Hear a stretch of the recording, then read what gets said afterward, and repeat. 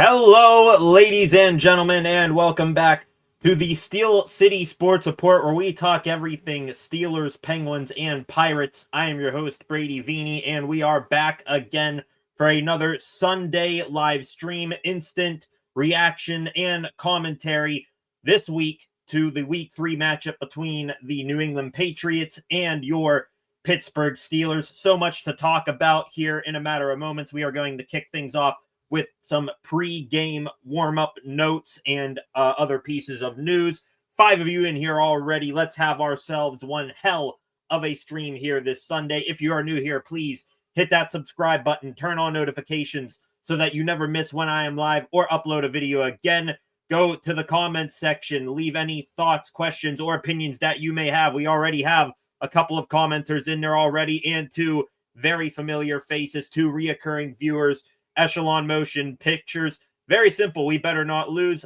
You're not going to like my final predictions for this ball game then. And, of course, Flacco. Let's go back in the comment section again. Also, in addition to leaving your thoughts, questions, or opinions about today's game in the comment chat, be sure to also hit that like button, share this live stream as well. Lots to get into, ladies and gentlemen, in not that big amount of time. Let's get into what we are here today for. Steelers versus Patriots, Week 3. Some top stories heading into this ball game centered around the Pittsburgh Steelers.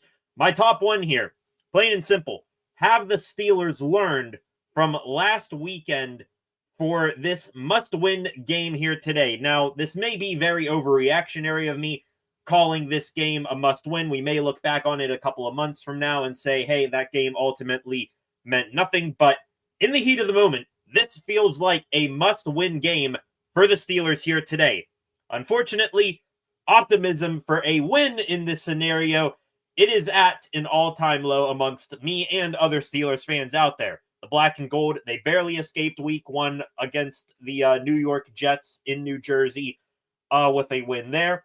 After that, the Jets, they got absolutely blown out by the Bills, so that win looks even less impressive than it already did. And then the many issues that this team has got exposed again by the Seahawks last weekend in a loss. To get this must-win today, they need to show that they have learned from and improved in many areas. They need to show that Week 1 and Week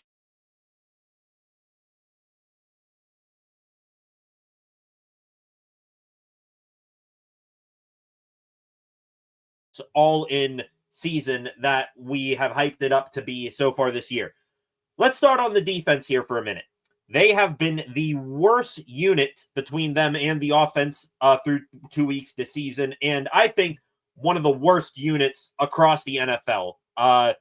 They, through their first 2 games of the season, have allowed 13 plays of 20 or more yards, 10 rushes of 10 or more yards, and 63 total points. All those stats, worst in the NFL, I'm sure, by plenty. The defense has also recorded a league-high 18.2% missed tackle rate through 2 weeks, 28 broken tackles in total there by opponents.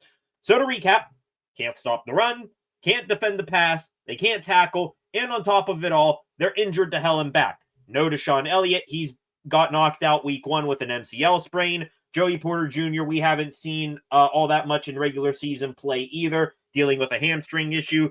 And then last week, outside linebacker Alex Highsmith, he's going to be out for a couple of weeks with, I believe it is a high ankle sprain. So all of that, Steelers injured, sucking on defense, really not much going well for them. Plus, on top of those injuries I mentioned, they got, I'm sure, more than half of their starters coming in less than 100% today. And I know injuries are a part of the game. They obviously are with any sport that you play with, but this defense, it's still the highest paid defense in the NFL by far. And they were supposed to be this historic defense. They hyped themselves up to be that way before the season. But for today, I'm not asking them to be historic like they said they would be. They ultimately should get to that point at some time this season. But today, can they just be an average unit? That's all we're asking. If they can be average and hold the Patriots today under or at most 24 points, I think that gives the offense a good chance to, make something out there on the field, and maybe they escape with the win. Speaking of the offense, on to them now.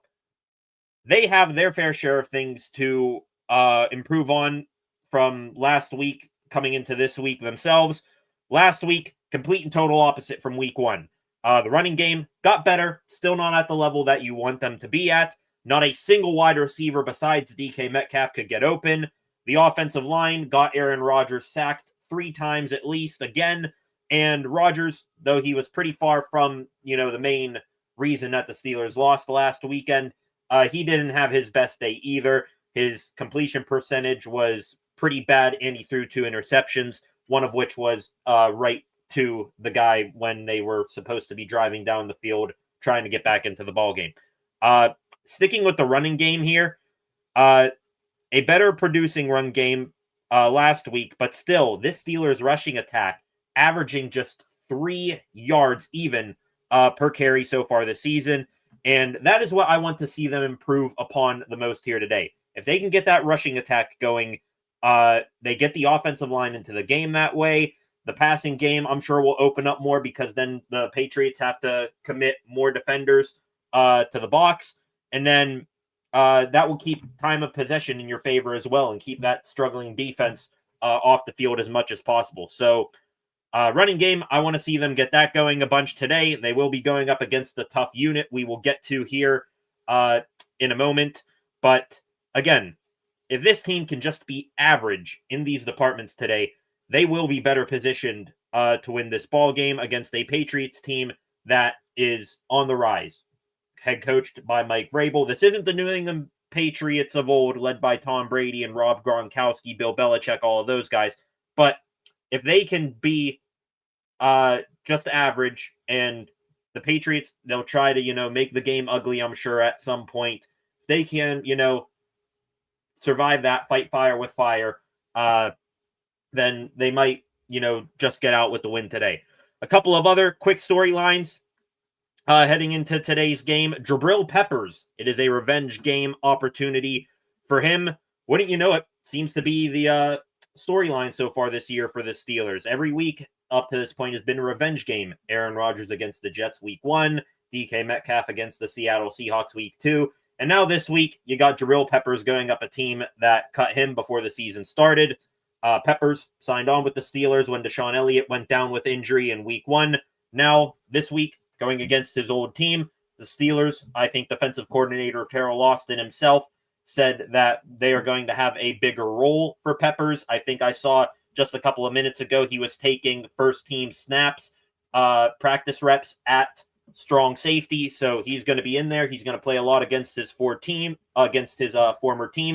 2 years ago. Had an interception against the Steelers as a member of the Patriots. Hopefully today, roles reversed. He can have a similar impact, but on the negative for his old team. And the last big storyline that I have here today, a tale of 2 matchups for Mike Tomlin. What sort of game are we going to be into here with Mike Tomlin? Firstly, the negative. These stats here, pretty bad. In the Tomlin era, the Pittsburgh Steelers, they are 3-10 versus the New England Patriots. They are 1-5 in Foxborough with Tomlin at the helm. And most of those 10 losses have been really bad. I mean, you're either talking about blowouts to Tom Brady from years past, or looking more recent, he's lost to quarterbacks like Mac Jones and Bailey Zappi, and probably lost those games bad as well. So will that ugly side of Tomlin against the Patriots show today? Maybe. But some things that are going into Steelers' way. Tomlin, 3-0 against Mike Vrabel in that head coach battle here today. So will that win out? Who knows? Maybe. Another stat in favor of the Steelers, the Patriots, in their last 10 home games dating back to last season, they are 2-8. So will Tomlin's struggles against the Patriots continue, or does he have Vrabel's number and that trumps the whole, we can't beat the Patriots thing. We will find out soon enough. Some key matchups that could help determine that today, ladies and gentlemen. The Steelers O-line versus the Patriots pass rush. That is my top matchup here for today. We mentioned in the open that the Steelers O-line struggled to keep Aaron Rodgers upright again. They will have another tough matchup today. They are going up against a Patriots pass rush attack that has a league-leading 11.8 sack percentage so far this season. So when they are getting into the backfield, pressuring the quarterback, they are bringing him down. What even makes that more impressive, they are doing that with guys that are really lacking, massive star power. They went out in the offseason. They brought in Super Bowl champion defensive tackle from the Eagles, Milton Williams. They got a couple of high draft picks there, Christian Barmore and Keon White. And then they got some other guys as well. You're talking about Chris Tonga at nose tackle. I think he's a former Cleveland Brown. Harold Landry, a former Tennessee Titan outside linebacker who's now following Vrabel up to New England. And then in the middle, inside linebacker, leading that group, former Steeler Rob Dump Truck Spillane. So a group that does not have many brand names, high brand names out there, guys that, you think of at the top of their position on a yearly basis, but they got some guys there who are just eat, sleeping, and breathing football. The Steelers, they struggled against the Jets in week 1. They struggled against the Seahawks, who are more similar to this Patriots group in week 2. It's tough for me to expect anything different from the Steelers O-line today, but I hope that they surprise me and they, do better than what we expect of them. This just feels, however, like a game where the Patriots, they're going to overwhelm you up front in spite of not having like a legit number 1 top 5 at his position guy on that D-line. A couple other key matchups for me here today heading into this game. Key matchup number 2, DK Metcalf versus Carlton Davis, ladies and gentlemen. No Christian Gonzalez today for the New England Patriots. They're all-pro corner. It would have been a more favorable matchup for the Patriots if Gonzalez played. I believe last year when the Seahawks played the Patriots, he held Metcalf to just 2 receptions for 10 yards. Gonzalez still out with a hamstring injury. It was a light practice throughout the week today for the Patriots. He was questionable coming in. He was ruled out last night. Now, with him out, we get this matchup, Davis versus Metcalf. 2 guys new to their teams. Metcalf got traded to the Steelers in the offseason. He, through the first 2 weeks of the season, he's had a couple of catches, but also has had an equal amount of drops. As for Davis, he has gone through one hell of a change of scenery, coming from Flacco country in Tampa, Florida, to New England, and he is a part of a Patriots secondary who so far this season have allowed a average of 30. Whoa, hang on.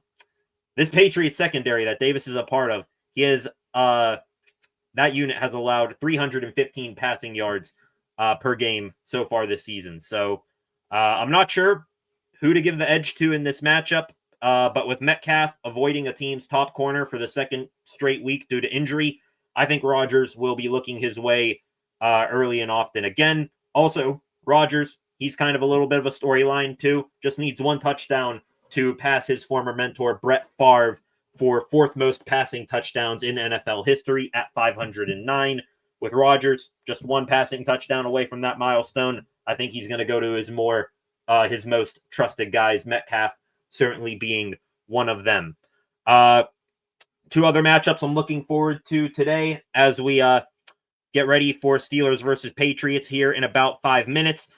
Alex Highsmith, his replacements versus Will Campbell at left tackle. No Highsmith today, high ankle sprain. Steelers, I think that they are going to go with a replacement by committee approach at right outside linebacker today. I'm sure a majority of those snaps will go to Nick Herbig, but you will also see Jack Sawyer and maybe even DeMarvin Leal as well at that position. Whoever it is, they will have a nice challenge. They are going up against rookie left tackle Will Campbell, first-round pick from the Patriots this past year. If you don't know about this kid, you really should. Consensus top tackle in this past year's draft, won many O-line awards and accolades in college, and LSU's offensive line last year voted the best in college football. He was the leader of that unit. Now just 2 games into his professional career, I believe I heard some Patriots reporters and coverers earlier this week say that he is already the best lineman on that Patriots unit. So it's going to be a tough matchup.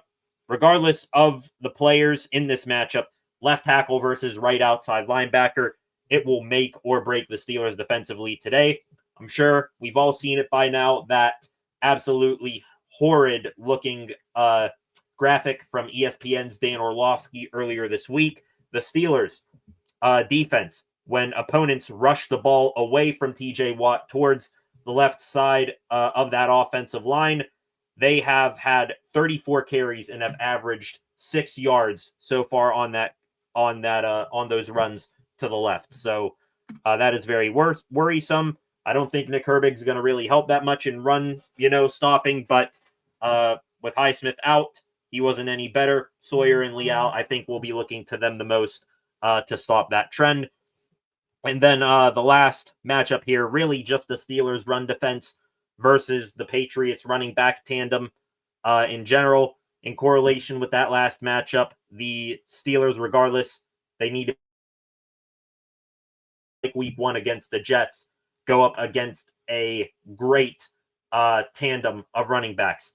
Ramondre Stevenson, Trevion Henderson. Stevenson, been there for a little while now with the Patriots. He was a good running back. Patriots in the offseason, second-round pick early on. They doubled down on that position, brought in Trevion Henderson from Ohio State. They can surely run the ball on you if the offensive line does their thing, but they can also catch the ball on you out of the backfield as well. Last week against Miami, Ramondre Stevenson leading the Patriots in receiving yards, 5 receptions for 88 yards. Henderson, he got 2 catches for 30 yards as well. So they can do it all, and I'm sure the Steelers, they will have a hassle trying to wrangle them in here today. Wrapping up here, the pregame before the game kicks off here, the inactives today, 5 inactives for the Steelers. Joey Porter Jr., Deshaun Elliott, Alex Highsmith, offensive guard Andres Pete, and defensive end Ezezi Otamemwo. Offensive guard Max Sharping, he was placed on injured reserve with a torn ACL, so he was not on the inactive list. Also, the Steelers, they elevated running back Trey Sermon from the practice squad for today's game. I thought originally after seeing that would put Caleb Johnson on the sidelines until further notice, and he might still be with his kickoff brain gaffe last week, but he may get another chance today. No kickoffs, however, for Caleb Johnson. We know that for sure. Who the Steelers are going to put back there on kickoff return, we will find out here in a moment. I still think it's going to be Kenneth Gainwell with I'm going to go with Jaylen Warren to at least start today, so we'll see how that goes. Also, a couple other things here. The most important name not on the inactive list for the Steelers today, ladies and gentlemen. First-round rookie out of Oregon, defensive end Derek Harmon. He will make his NFL regular season debut here today, and he is going to have lofty expectations on his shoulders to steady this defensive line, especially against the run, but I couldn't be more excited to watch this kid. He might still be a little bit limited in the snaps he gets because he is coming off of an injury, but it'll be exciting to see a breath of fresh air in a kid that you have, high expectations for, not just for the present, but for the future as well. Patriots inactives for today, we just mentioned earlier, no top corner for the Pats, Christian Gonzalez, he is out. Tommy DeVito, former New York Giant, now with the Patriots, he is the emergency QB3. Defensive tackle Eric Gregory, offensive guard Caden Wallace, wide receiver Ethan Chisholm, and outside linebacker Elijah Ponder. Those names round out the inactives today for the Patriots. They too made some elevations from their practice squad. Corner Kobe Minor and former Steelers linebacker Mark Robinson. They got called up and are active today for the Patriots, though I think both of their contributions will mainly go on special teams. Weather up in Foxborough at kickoff today is a sunny 66 degrees with a 0 chance of rain. And real quick, before we get into the game, I just want to give a shout out to the Patriots organization, a classy move by them for today's game. In their media booth at Gillette Stadium, they have a vacant spot filled with flowers and a picture of Steelers radio network host Dale Lawley, who passed away earlier this week after a lengthy battle with cancer at the age of 56. So R.I.P. Dale, committed his life to the Steelers. Steelers media and really Steelers fans loved him and everything he did for the Steelers. Hopefully the Steelers were able to get a win for him here today. And we are about to kick things off, ladies and gentlemen. Steelers are going to start on defense here today. Chris Boswell booting this one away. This one is going to be fielded at the goal line by the Patriots, and great gang tackling there. Ben Skoranek and Carson Bruner, they bring an end to that run here. One thing I forgot to do here is bring up the Patriots depth chart so I can put names to faces, or numbers to names here. That was number 4 who brought it out. Patriots, their offense takes over here with Drake May. My final prediction for this ball game, now that we are kicked off, I'm going to go the pessimistic route. Steelers, they might be a little bit better at their issues, but will ultimately still have some problems that will keep them from winning this ball game. My final score, Patriots 27, Steelers 19.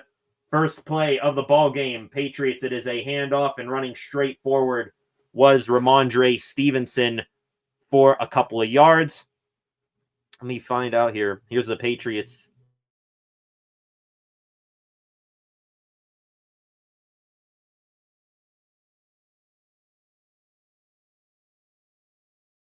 That out, former Washington Commander. Drake May with Stevenson to his right here. Steelers, they rush for May, back to pass with time. Now he's going to try to step up and get some yardage here, but he's going to be wrapped up by Cam Hayward, who takes him down. They'd be courteous giving him the line of scrimmage. He might have lost a yard there, so great job there. I think is going to go as a coverage sack more than anything. Great coverage all the way around by the Steelers defense, and you will see some names out there getting some more playing time today. Cole Holcomb was out there. He's going to be playing more than Peyton Wilson. Jabril Peppers, he's going to be playing more than Chuck Clark here today. So some faces getting more playing time here today. May on third down here throws it. Oh my goodness. It's almost picked. Oh my goodness. The Steelers rushed 4. May had the pocket closing around him very quickly. TJ Watt in his face. May, I'm not sure if he was aiming for a receiver there or if he was just going to try to throw it out of bounds. Nonetheless, it was right to Chuck Clark, and he could not handle it. And it wouldn't have mattered anyway. We got an illegal contact penalty on the defense. Are you joking me? Illegal contact.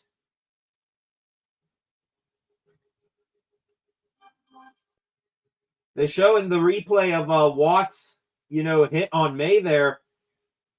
I don't know if it was on him. I didn't hear it, but TJ Watt. No way. Come on.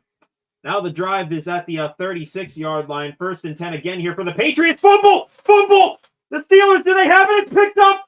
It's picked up running across the field. It's Darius Slay. Backtracking. Still running the wrong direction, but he finally goes down at his own 44-yard line. The Steelers with, I don't know what the hell that penalty was. It looked like a Fugace penalty. Ramondre Stevenson. The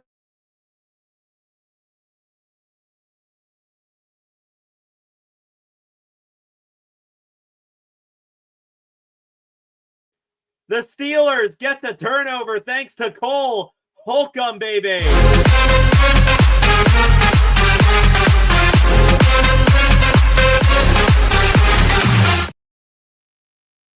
Wow. What a start to the game. The Steelers looked like they had a 3-and-out on defense. A interception in the hands of Chuck Clark was dropped. The referees give the Patriots a first down on a penalty. And then the immediate play after that, Darius Slay scoops up the fumble from Cole Holcomb. Excellent job there. And now the Steelers offense with great starting field position at, I believe, their own 46-yard line are going to try to get things going offensively here. That ball there knocked out by Holcomb. Jabril Peppers, the former Patriot. I mentioned in the storyline that I want to see him make a play against this former team. He almost fell on that ball, but it squirted loose, and then Slay got it. First down run here for the Steelers from their 46. Flag flies pre-snap here. One of the Patriots on the left side of the formation jumped early. Jaylen Warren got the handoff and ran that way. Might have gotten back to the line of scrimmage. That was Kayla Vaughn Chason, the former Jacksonville Jaguar, who jumped there. And interesting here for the Steelers. I wonder if this is a heavy set here intentionally. We got Spencer Anderson out there, 6 offensive linemen. Rodgers, it's a screenplay to DK Metcalf running up the left sideline and into Patriots territory to around their 35-yard line. Great play there. Steelers had a 3-receiver set to the left of the formation there. Jonnu Smith and Darnell Washington doing the blocking for DK Metcalf. Aaron Rodgers clapping it up, giving a nice point to the sideline there. Great play call there. First time, I think, this year that we have seen the Steelers have 6 down linemen. 1st and 10 here. Pitch play to Jaylen Warren up past the 30, and he gets flung down. First down run on first down. Gain of 10. Great job there. Real quick, back to the comment section. We've had a couple of them while I was doing my opening monologue. I apologize to those of you who have commented. I do see your comments, and I'm going to get to them right now. Donnie Cage here. Rebound game for our defense. I'm hoping so, Donnie. That's a great start right there, getting the forced fumble. They did not give Warren the first down. It's going to be 2nd and about half a yard here. Warren in the backfield. Heavy set here for the Steelers. Gets it. Runs right. And beautiful cut up past the first level of defenders. He had a wall of Patriots in front of him. Made one jump cut there and exploded past them. First down and then some. Looks like Ellis, the linebacker, tried to shoot into the backfield there and tackle Warren. He's the man who Warren made miss there. And that opened up the hole. Now inside the red zone from the 14-yard line. Rodgers, handoff again to Jaylen Warren. Up to about the 10, still on his feet. He is weaving his way left and right through bodies. He just enters into a sea of Patriots and then disappears, and then boom, he pops back out. Hell yeah for Jaylen Warren. Let's go to the comment section again. Flacco here. Yes, sir. Still trying to get into this Jets game, LOL. Calling around. Showing some love to the channel. Thank you, Jamal. As always, you are here. Damn it, nobody wants to go. Another run here for the Steelers, and it is going to be close. A rugby scrum, and I think they're going to get the first down here. Fautanu, Broderick Jones, Zach Frazier. The youngsters on this offensive line pushing Jaylen Warren for first down yardage. Went toe-to-toe with Robert Spurlane and company. Then the Steelers' offensive line got behind Warren and started pushing. They give him the first down. Yes, they did. 1st and goal now for the Steelers from their own 4.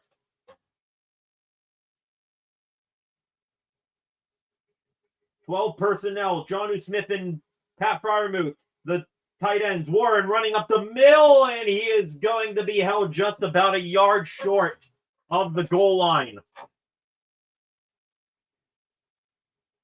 Christian Ellis making the stop there, the linebacker. 7 of you in here right now. Welcome to the live stream. We got L. Sutton back in here. Welcome back, L. Back watching from France. Go Steelers. Appreciate it. Flacco, come on, Steelers. They're knocking on the doorstep. An excellent start to the game. Just 1 yard away. They got Darnell Washington out there. He motions across the formation. Handoff again to Warren. Weaving his way, and he is going to lose a yard now. Spillane and Christian Barmore amongst the Patriots on the stop there. So now it's going to be 3rd and goal here.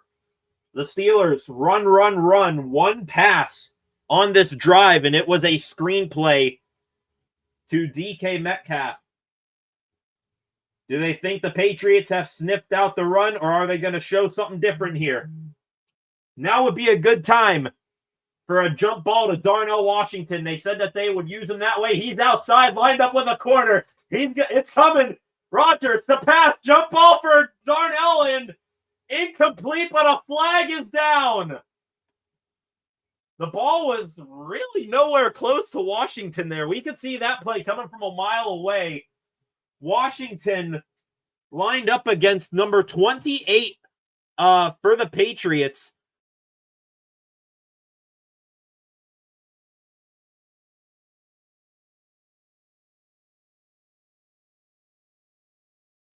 Pass interference. And a new set of downs now for the Steelers. Do it again. It's going to work eventually. Do it again. Just keep throwing it up to big Mount Washington. Steelers. 2 wide receivers to the left of the formation. Jonnu Smith in motion. Another pitch. This time it's Kenneth Gainwell. He's got the edge, and he has got the touchdown. Ladies and gentlemen, the Steelers are on the board.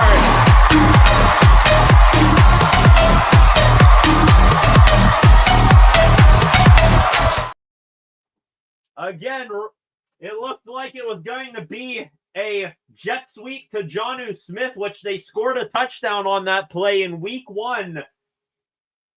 But this time, Rodgers pitching it back the opposite direction to Kenneth Gainwell. There were Patriots there, but Gainwell, he had the edge, and he gets into the end zone pretty uncontested. The kick from Chris Boswell is... The Steelers, perfect start to this ball game. They looked like they were going to have a 3-and-out. A penalty took that back. Steelers, they get the fumble and the fumble recovery, and the offense, mainly on the legs of Jaylen Warren. They march right down the field and punch it in for 6 plus the extra point. One hell of a start to this ball game. Flacco, touchdown. He is excited. Hell yeah. 9 of you in here right now. Welcome to the live stream. If you are new here, please hit that subscribe button. I believe we are at 549 subscribers. So if you are new here, please hit that subscribe button so we can get to 550. Also, ladies and gentlemen, I will mention, now that we have breached 500 subscribers here on the channel, super chats in the comments section, they are now, and I'm assuming you can still hear me. My Wi-Fi keeps cutting in and out here. Super chats now enabled in the comments section. So exciting stuff there. Great job there by the Steelers on that opening drive. We're going to be back here in about 30 seconds. Steelers, they are up 7-0. I guess I should take the pessimistic outcome more often. I said right before the Patriots started that offensive drive, not really feeling the Steelers today. I think the Patriots are going to overwhelm them. It was the opposite effect on that opening drive for the Steelers offense and defense. Let's see if they can continue it coming up.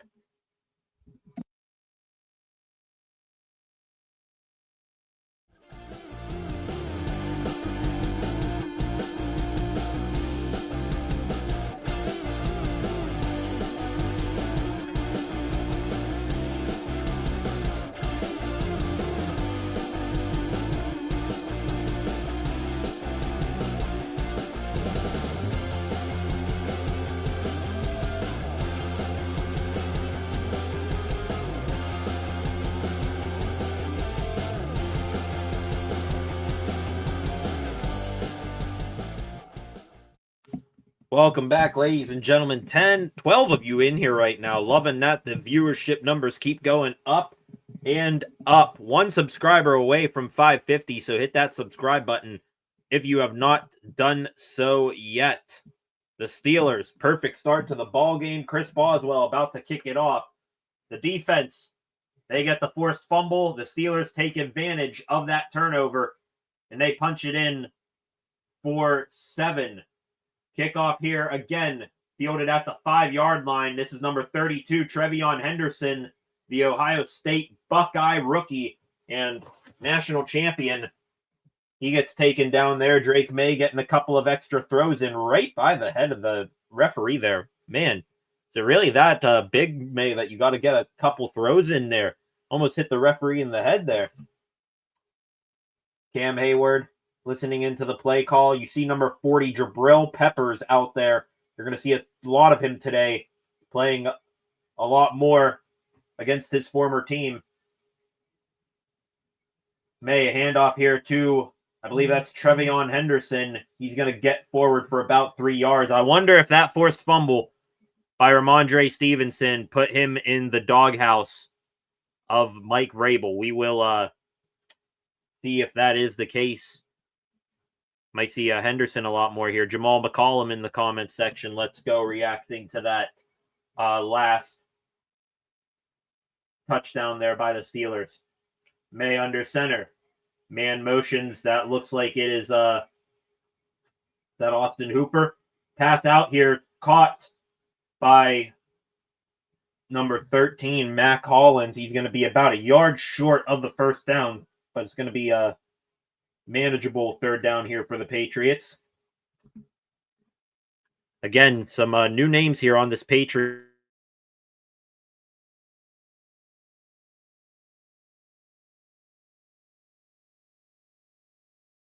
Another LSU Tiger, one of a few here on this Patriots team. Heavy set here. Looks like we got a fullback in there for the Patriots, or at least a tight end playing fullback. They're going to hand it to that fullback, and he is going to get forward for a first down. That was actually Antonio Gibson, who is down in a fullback-like position there. He gets the first down, so new set of down here for the Patriots on their own doing, not off of a penalty.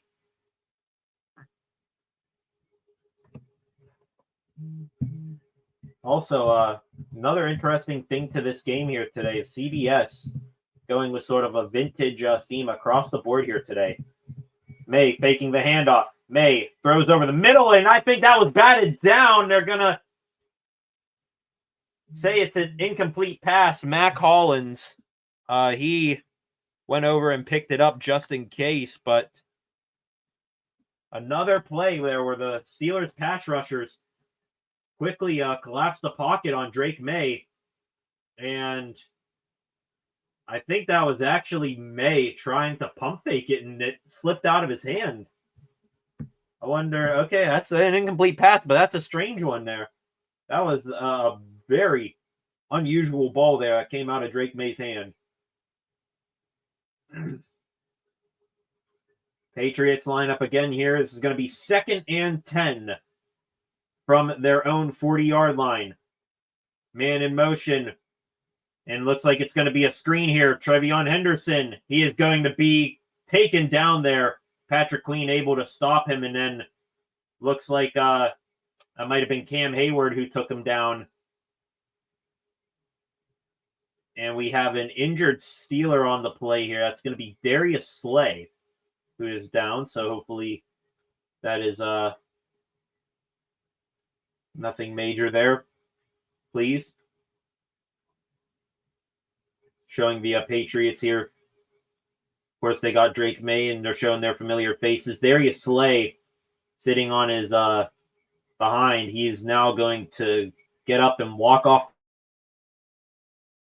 limp on that right leg for Darius Slay, so hopefully he will be all right. And now, because there's an injury, they're going to go to a commercial break. 12 of you in here right now. Welcome to the live stream. Excellent start to today's game for the Steelers. But now the Patriots looking to continue their drive here in a moment. Let's see, have we gotten there yet? We are still at 549 subscribers, so 12 of you in here right now. I don't think all of you watching this right now are subscribed. Please hit that subscribe button. Also, in the comment section, we've heard from a handful of people: Donnie Cage, Flacco, Jamal, Echelon Motion Pictures, all of you in here right now. Welcome to the live stream. Any thoughts, questions, or opinions, drop those in the comments section.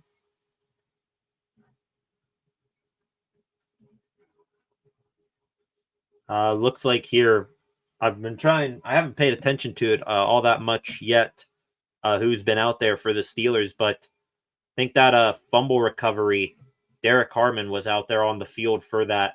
I have no idea. I'd have to look back at the replay to see if he was a part of that ball coming out. But still, though, I think you've been looking at a Y.A. Black, Keanu Benton, Cam Hayward interior defensive line so far today.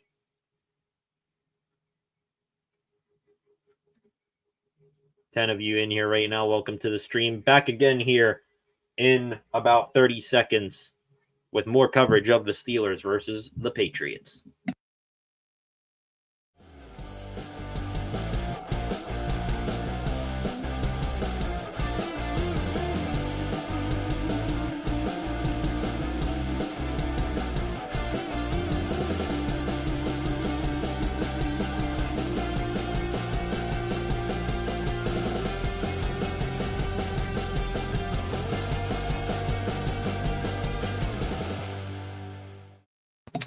All right, ladies and gentlemen, we are back. Darius Slay looked to be all right, but we'll at least have to sit this one out. Drake May back to pass.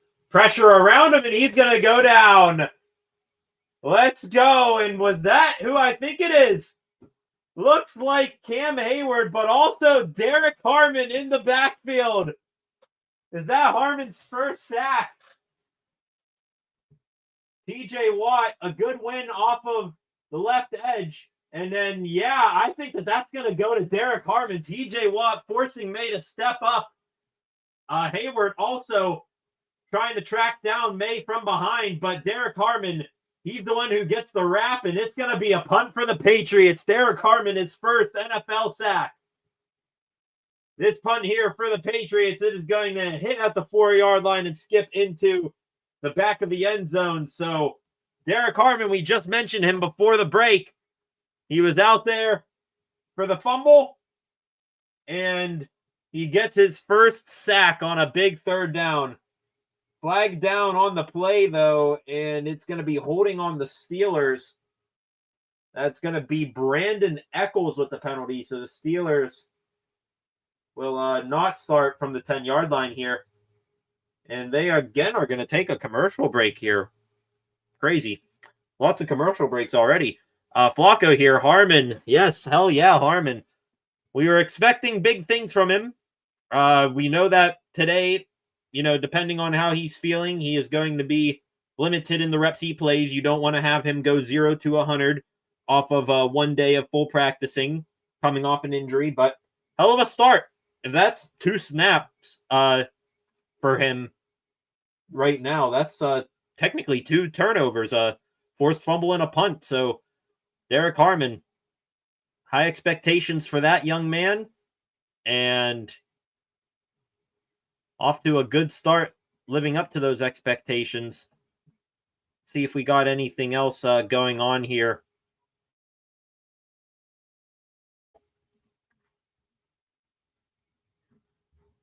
We do have a couple of other games going on right now. I do know that. Let me bring those up.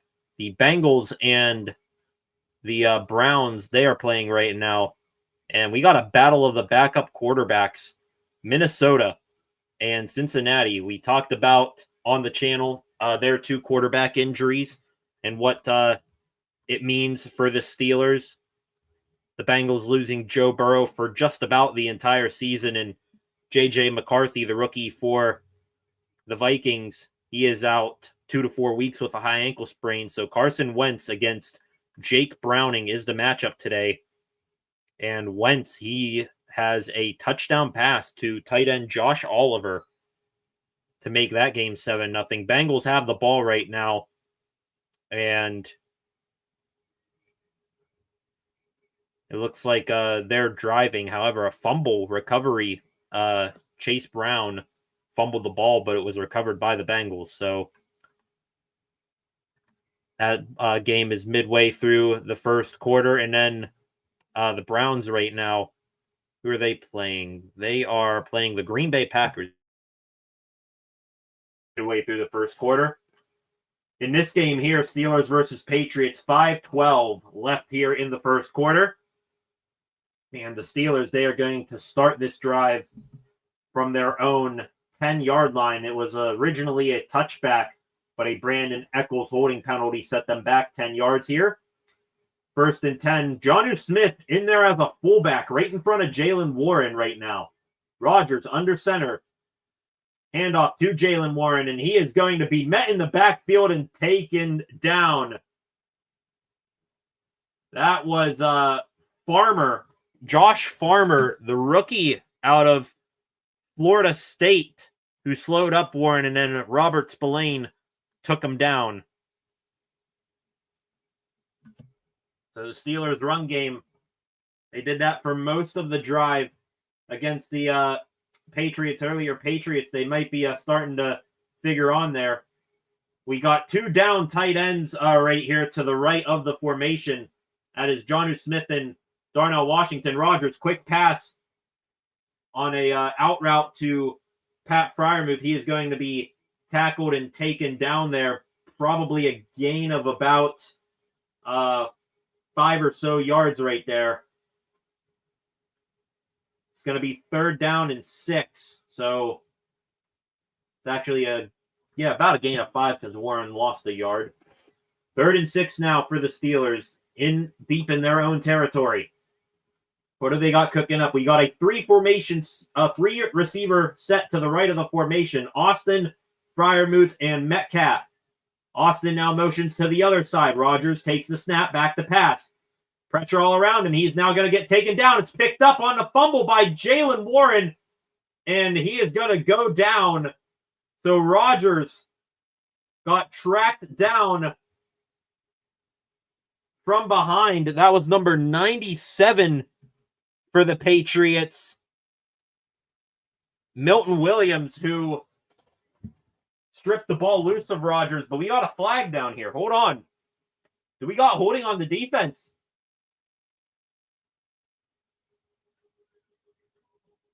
Come on. Give it to me. Holding on the defense. Let's go. All right. Now we're even.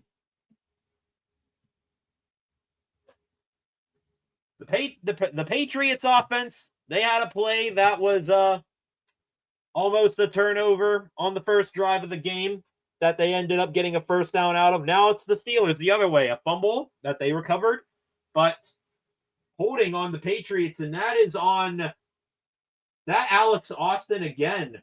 Yeah, 28, holding Jonnu Smith right around the waist. So that's 2 penalties already for that young man. Empty backfield here for Rodgers. 3 receivers to the left, 2 to the right. They go to the 2, and that was Jonnu Smith. He gets ahead for about a gain of 2. We got another flag that came in after the play. A post-whistle penalty here. And the official just pointed that way at the defense. So we got another penalty on the Bengals here. Here we go. What's it going to be this time, boys? What's it going to be this time? Personal foul. Low block on the defense. Unnecessary roughness, low block, and that is on Marcus Jones. So some undisciplined play from the defensive backs of the Patriots right now. Crazy. Also, should be mentioning here, did not, compute this until now. I'm seeing it from Matt Williamson. The Steelers, on their first offensive drive, that is the 2nd time in their first 3 games this year that they have an opening drive touchdown. Remember when those things used to be a myth for the Steelers for the past couple of years. 1st and 10 here for the Steelers. Kenneth Gainwell is the back. He's going to get the handoff here. Now breaths out to the right, and he's going to have a first down gain. Kenny Gainwell looked like he was going to run up the middle. No holes opened up. Quickly broke it out to the right and found open field. A first down gain for the Steelers again on first down. Let's go to the comment section again here, Flacco. If our D-line does well, we do well. Yep, it's all about the trenches more times than not. 1st and 10 again here for the Steelers. Rodgers back to pass. Now he's just going to throw it away here. Closest man was Jonnu Smith.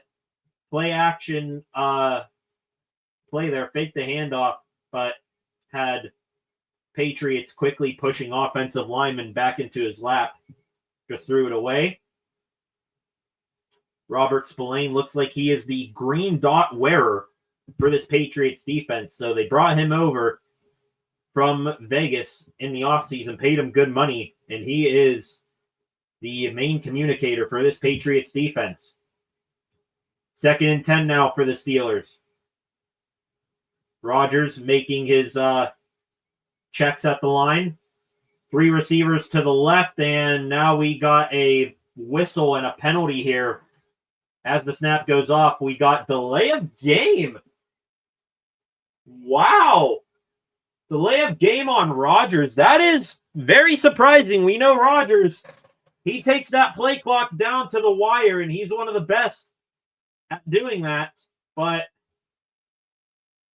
didn't get it off early enough that time. So that is going to set the Steelers back even more here on this 2nd down play. 2nd and 15 now from their own 44. It's going to be a screen here for Jaylen Warren, but he's got to make something out of really not that much there. Going to get a gain of about 5 yards there.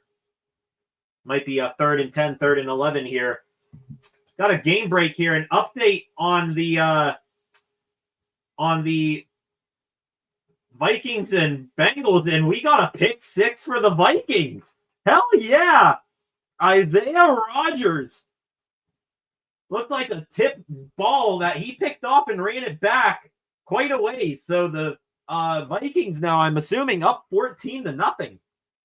Rodgers on 3rd and 10 here, firing over the middle. It's caught for a first down, and down at the 31 is Jonnu Smith using the middle of the field. How about that for Steelers football? Quick slant over the middle. Looks like, is that the linebacker, Marte Mapu? He was covering Jonnu Smith. Rodgers waited perfectly for Smith to make that cut and get from behind him. Excellent job there. 1st and 10 now. Rodgers now 5 for 6 today. And we got a Wildcat snap here. That is, what the hell is, that is Kenneth Gainwell taking a Wildcat snap and running it to the right. Was Rodgers out there on the field for that? What the hell is that? Huh. Direct snap to Kenneth Gainwell. He got the gain of 4. Clock is winding down here in the first quarter. 24.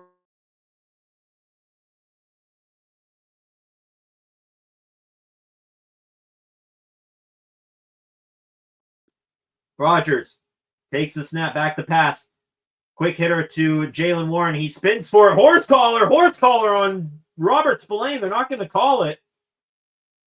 Warren's going to be held about a yard short of the line to gain, so it's going to be 3rd and short here for the Steelers. But that will bring an end to the first quarter of play. Excellent start. Not many complaints here for the Steelers. Maybe the offensive line pass protecting, they could be a little bit better, but hey, when do we not say that about that group? But a turnover already for the Steelers defense. Steelers, another first drive, opening drive touchdown. Derek Harmon has his first NFL sack, and the Steelers think they are into Patriots territory again. So more coming up. Second quarter of play coming up in a minute here, ladies and gentlemen. 12 of you in here right now. Please hit that subscribe button and turn on notifications so that you never miss when I am live again. Like this live stream, share this live stream. Please interact with me. I appreciate it when you do so. Get any opinions, thoughts on what's happening so far in this game, your reactions, your questions. Get those in the comments section, and we can interact that way. Back here in a moment, ladies and gentlemen, real quick before we go, Jamal McCollum again. We looking good, bro. Indeed we are. So far, so good. Not much complaints. Offensive line could be a little bit sturdier. But, hey, Rodgers looks like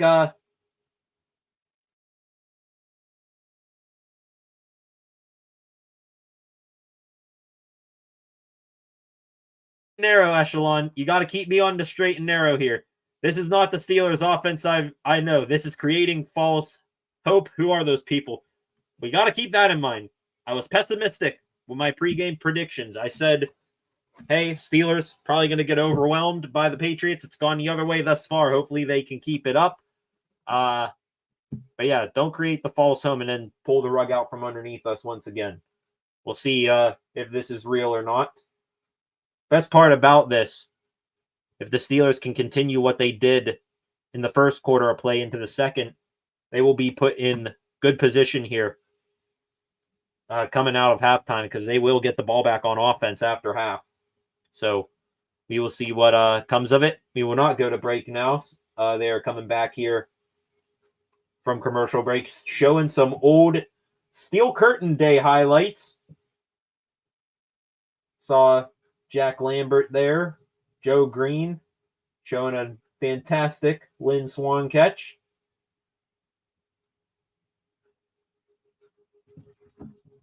It officially will be a 3rd and 1 here for the Steelers, but how long of a one is it? Total yards of offense in the first quarter. Steelers 102 to the Patriots 20. Handoff here to Jaylen Warren, and he is going to slip a couple of tackles, slips one more, and gets first down yardage. Oh boy, that looked right off the jump like it was going to be a loss on the play. We got a flag down, though. Milton Williams and someone else got into the backfield, and Warren made both of them miss. But now we have a flag here. And it's on the defense. Holding on the defense, and that is Caleb Von Chase on the linebacker again. Another penalty for him. Had the false start a little bit ago. Now he's making his case here to the official. Calling a holding. He had his hand grasped on Broderick Jones. So add on some extra yardage. Steelers back into the red zone. Aaron Rodgers said, we need to get to this part of the field 4 or 5 times a game. This is their second trip there in their opening 2 drives of the ball game. Run here to the right for Jaylen Warren. He is going to juke his way forward for a gain of about a yard there. 2nd and 9 now. Patriots against the run. They have been better against it than the opening drive here. But the Steelers still marching forward. Arthur Smith, they're showing him there. Calling in the play. Steelers line up now. Pat Freiermuth lined up out in the slot to the left of the formation. Calvin Austin and I think that's Scotty Miller out there as well. Rodgers back to pass. It's going to be a jump ball here for DK Metcalf. He stayed in. No signal yet. That's a touchdown for the Pittsburgh Steelers.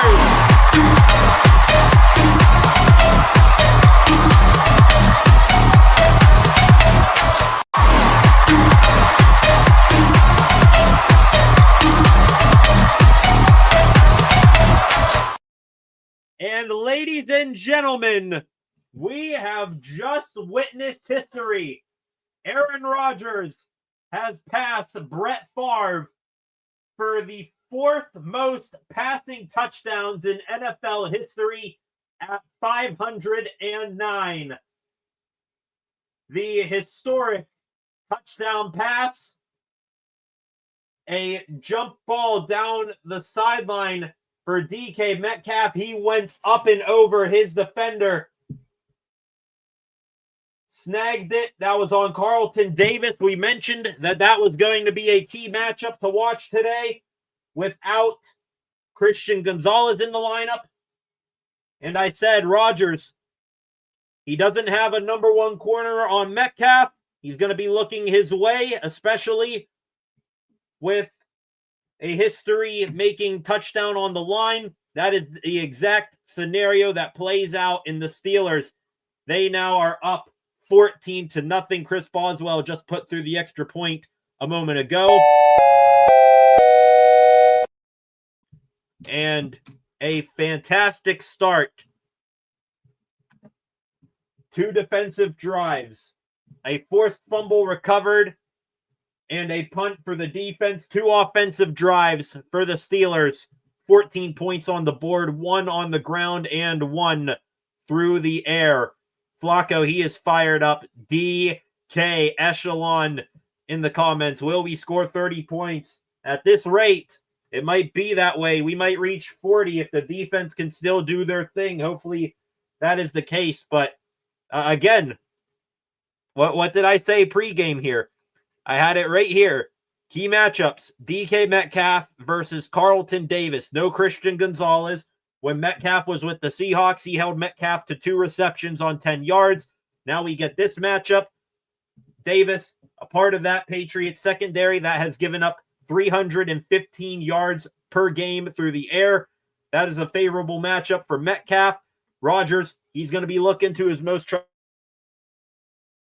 and that is the exact scenario that plays out right there. So great job there. The black and gold rolling early in this one. Can the defense continue to do their part? And also another thing about that opening drive, ladies and gentlemen, the Steelers, another thing that I said, it was a storyline that I wanted them to do today, especially get the running game going more for the black and gold.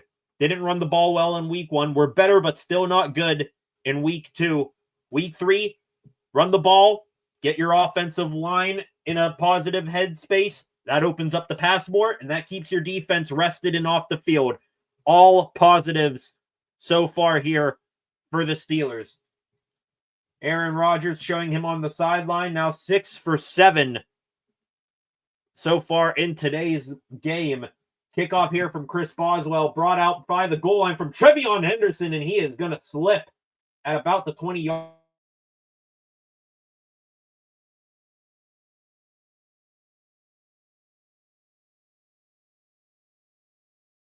Wilson, hopefully he is all right. Rodgers, 61 yards through the air. Meanwhile, the Patriots, Drake May, 2 for 3, just 11 yards through the air and 13 yards carrying the ball for the Patriots. Between Jaylen Warren and Kenneth Gainwell, 57 yards and a touchdown between those two. Gainwell, of course, the touchdown scorer. So, hot start here for the Steelers. Can they continue that here with this drive defensively? Patriots, they now line up for this play. Looks like Antonio Gibson is the back here for the Patriots. Mac Hollins across the formation right to left. Now he sets up as a wide receiver. 12 personnel. Handoff here to Gibson. He squeezes up past the first level of defenders, and he's going to be finally brought down by the duo of Jabril Peppers and Cole Holcomb. First down run. Great block there by, I believe, Mike Owenwu on the rookie Derek Harmon. That opened up the hole. So the Patriots now, Gibson in the backfield again, 12 personnel, shaded heavily to the left, faking the handoff, rolling out right, pressuring him is Derek Harmon. He slips and falls down. May is now going to run up past the 40 and finally forced out of bounds by Patrick Queen at the 49-yard line. I'm not saying that Derek Harmon makes that play, but he may have if he was 100% there. Drake May faking the handoff to the left, runs out to the right, had nothing open passing wise downfield. A finger on the jersey sleeve of Drake May there by Derek Harmon before he ultimately fell down. May back to pass here. Throwing over the middle. It's going to be caught in tight coverage by Ramondre Stevenson. Cole Holcomb all over him. May, that's one of the things. He didn't really mention him in the pregame here. I do think he is going to be a good quarterback for a long time for this Patriots team, but does use his legs more often than I originally thought heading into this week. 2nd and 6 now, 4-yard catch there by Ramondre Stevenson. He's now in the backfield, as is Kayshon Boutte. Faking the handoff to both of them is May. Now a pass here out to the flat to Boutte is incomplete. If Boutte catches that cleanly, he is going to get probably a first down there. And I'm going to be honest, I do not know who that is on right there. Boutte kept backing away from the pass. May could have put more mustard on it to make sure it gets to his guy. But regardless, it's an incomplete. 3rd and 6 now. Steelers looking to get off the field once again. This is from the Steelers, 48. May back to pass with time, throwing over the middle. It's caught again. Hunter Henry for a first down at about the 38-yard line. And now a bit of a concerning feeling here for the Steelers defense. One of their big issues, especially in the passing game, is that they give up a ton of receptions to the middle of the field. And the Patriots, they've thrown it twice there, both for completions on this drive. From the 38 here, empty backfield. May takes the pass, throwing on a quick slant over the middle. It's going to be Stephon Diggs, who originally was not ruled down. I think he rolled over top of Chuck Clark, but then Jabril Peppers made sure he went down. Chuck Clark in coverage there. And another first down for the Patriots. Diggs now off the field. Going to be a father before soon enough with Cardi B. 12 personnel here. 2 tight ends down to the right. Handoff and running the other way is Antonio Gibson. He is going to meet the duo of DeMarvin Leal and Cam Hayward. I believe that's the first time that we've seen DeMarvin Leal in this ball game. And I think he's going to have all the motivation in the world in this one. Had a solid end to the preseason. Ultimately did not make the Steelers' 53-man roster, but they brought him back on the practice squad. And now he is elevated for today's game in absence of Alex Highsmith. Again, another heavy set for the Patriots. Faking the handoff to Gibson. Throwing here, caught by Mac Hollins and tripped up there. Great tackle by Jabril Peppers. Hollins might have been off to the races for a first down there, but will only get a gain of about 2 here. Great tackling there by Peppers, an obvious strong suit of his. Probably his strongest attribute being a big thumper of a safety. 3rd and 4 now for the Patriots. This is going to be from the 21.5-yard line. Looks like we got Stevenson as the back to May's left. 2 receivers to each side of the formation. Steelers rush 4. May to pass. He's going to throw one up for Diggs, and it is going to be incomplete, but a flag. And it wasn't Diggs, it was Kayshon Boutte. So May looking for his guy, but a flag on the play. This is going to be, it looks like on Brandon Echols again, pass interference. And I do not see where pass interference is there. If anything, that looked like it might have been offensive pass interference. What the hell is that? There was no grabbing whatsoever. by Brandon Eccles. And it looked like there might have been a little bit of a push-off from Booty. And the pass was, not catchable. So I have no idea where the hell DPI was there. New set of downs now here for the Patriots. And they're probably going to punch this in now because that's just the way things go here. From the 5. Gibson the back. Steelers rush a ton here. Floating it and wide open is Austin Hooper. Hunter Henry for the touchdown. You can tell that was coming from a mile away. A phantom defensive pass interference penalty on the Steelers. And the Patriots immediately put it in the end zone. Steelers, I think they rushed 5 guys plus more up near the line of scrimmage looking to defend the run. And you had Jalen Ramsey that time trying to cover 2 guys, Mac Hollins and Hunter Henry, and Henry wide open for the touchdown. Extra point coming here from kicker Andres Borgales, or Andy Borgales.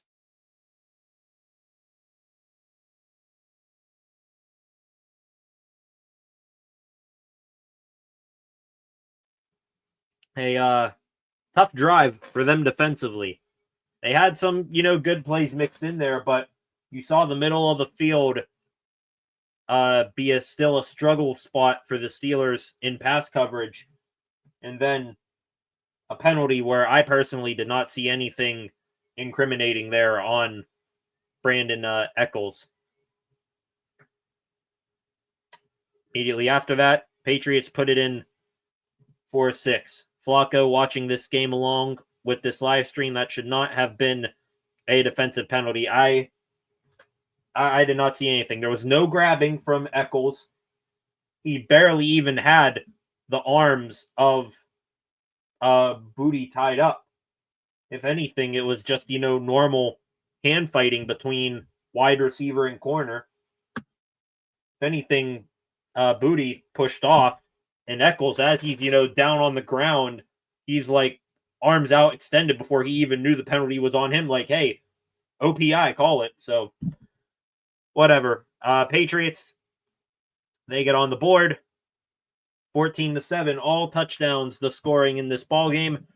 Real quick, another look in on what is going on around the NFL right now, and 2 games that we are keeping an eye on involving AFC North divisional opponents of the Steelers. The Green Bay Packers, in the second quarter of that game, they now lead 3-0. And the Bengals still down 14-0 on the Vikings.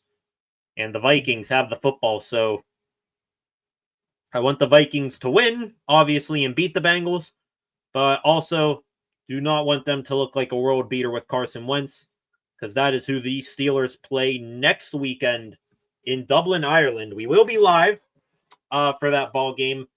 May or may not be live, 20 or so minutes before kickoff like normal. That might be a much shorter pregame preview. But we will be live nonetheless, come hell or high water, for Steelers versus Vikings in Dublin, Ireland next weekend. Hope you all join me back here then. That could be a pretty big stream. Kickoff here for the Patriots. It's going to be fielded at the 8-yard line here, brought out by Kenneth Gainwell out to about the 33-yard line. Just now paying attention to that there. This is the first time we've seen the Steelers kickoff return unit today. No Caleb Johnson. He is active. Caleb Johnson is active, but if I had to guess, he's probably in uniform, but still not going to play. I would predict him to be on the sideline for the entirety of this game unless injuries go down. Trey Sermon, who got elevated from the practice squad, he was the other return man with Kenneth Gainwell right there. 1st and 10 here for the Steelers from their own 34. Rodgers back to pass. He's going to hit Jaylen Warren, who leaked out of the backfield. Hit hard there by Kyle Duggar. And he's going to be marked I think for a gain of about 4 yards here. So, see what the Steelers do here on 2nd and medium. Steelers, their first 2 possessions, 54 yards on 8 plays in drive number 1 for a touchdown, 90 yards on 12 plays for drive number 2, both ending in touchdowns. Handoff here for Jaylen Warren. He's going to get maybe about half a yard, and that is all. 3rd down now. It's officially going to be 3rd and 5. 8 minutes left. Patriots, head coach Mike Vrabel, hands outstanded there. Jaylen Warren, the ball did come out there as he hit the ground, but I don't think it was anything worthy of a review for a fumble there.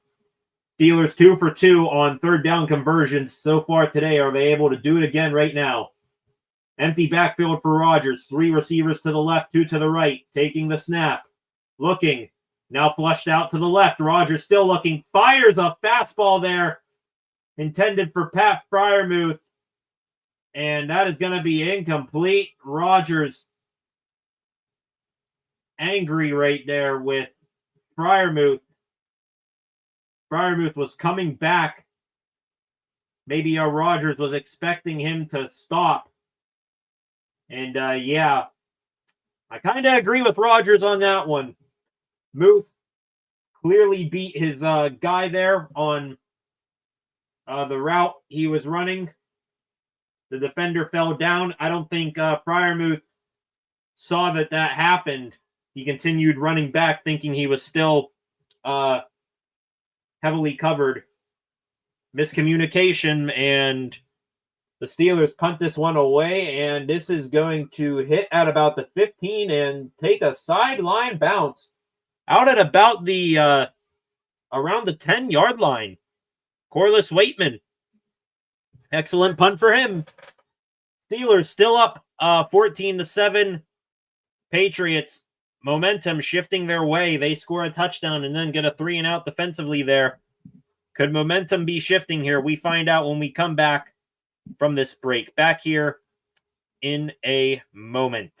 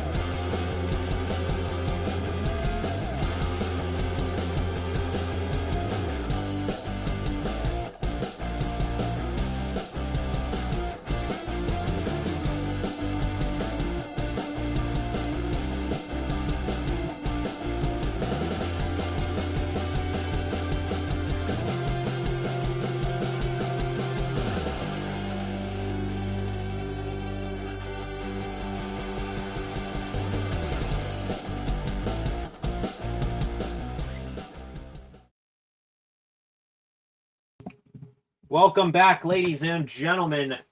The Patriots here, they're starting the drive from their own 6 after a punt by Corliss Waitman. And on the first down play here, Handoff to Antonio Gibson going nowhere.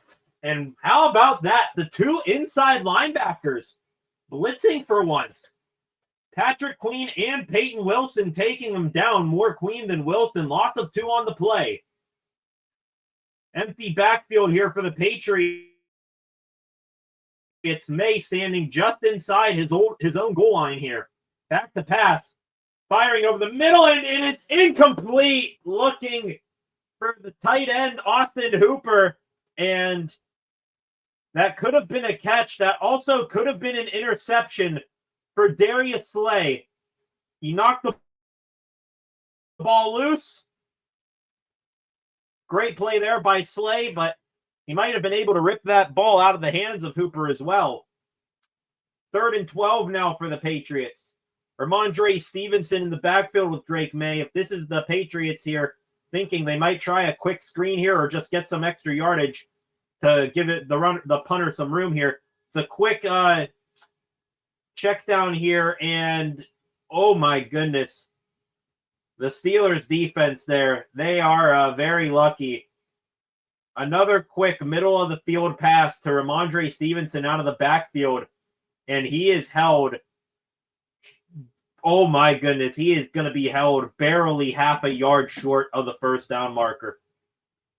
Juan Thornhill, Patrick Queen, Peyton Wilson on the tackle. And the Patriots, they're going to go for it here. May under center. Are they going to try to QB sneak it? It's a half a yard. Pitch here to Ramondre Stevenson. He is going to make a man miss, and he's going to get first down yardage and more up to the 25-yard line. That play could have been big for the Steelers, but the Patriots turn it into a big play of their own. Cole Holcomb juked out of his shoes by Stevenson. He then makes Chuck Clark and Jalen Ramsey miss their tackles. Oh my goodness. Steelers really could have used that. They could have used that. May under center again. Man motions across the formation. Back to pass is May. Throwing deep over the middle, and it's intercepted! Picked off by Chuck Clark, and he's going to return it. Running across the field at the 40, up past the 30, and out of bounds. Almost like an RKO tackle from Morgan Moses at the 25. The Steelers with the interception.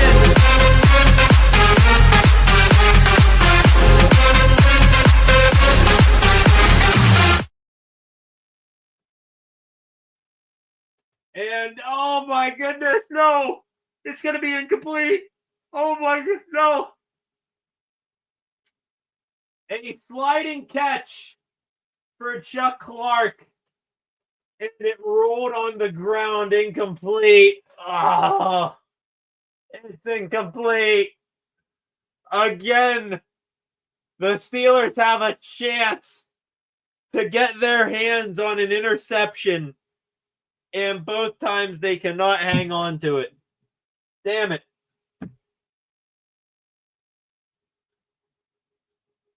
To the comment section, Flacco saying that was a horse collar on the run back there or on a previous play. Yep. A couple other comments, a bunch of comments here. Or no, that was Flacco from earlier. The comments down here. Oh man, just to wake up, Liquor is still undefeated against me. Flacco, damn it. Yeah. Oh, the Steelers, they got one turnover, but honestly, they could have 3 or 4 at this point. May back the pass. Firing over the middle again, and this is going to be incomplete, or is it going to be a fumble? They're going to call it incomplete. But that looked like it could have been a fumble. It's going to be 3rd and 10 here for the Patriots. They're looking for Hunter Henry, and yeah, that's an incomplete pass. Henry looked like he had it, but the ball was never secured. So it's going to be 3rd and 10 here. 3rd and 10 here for the Patriots. They're looking for Hunter Henry, and yeah, that's an incomplete pass. Henry looked like he had it, but the ball was never secured. So it's going to be 3rd and 10 here. 3rd and 10 here for the Patriots. They're looking for Hunter Henry, and yeah, that's an incomplete pass. Henry looked like he had it, but the ball was never secured. So Similar set to what they've been running all drive here for the Patriots. A wide receiver and a tight end to the left. And they're going to hit Ramondre Stevenson out of the backfield. He's up past the 40, the 45, and he is going to be up near midfield. And this is another issue. We mentioned pregame. We said the Patriots running backs on the ground, you can worry about them there, but if you do not stop them in the passing game, you're going to be in a whole lot of trouble. Ramondre Stevenson led the Patriots in receptions last weekend against Miami. 5 catches for 88 yards. He's well on his way to a similar stat line here today. Getting the handoff here and pushing forward for maybe 4 yards or 5. That is Antonio Gibson for the Pats. Y.A. Blacken on the stop.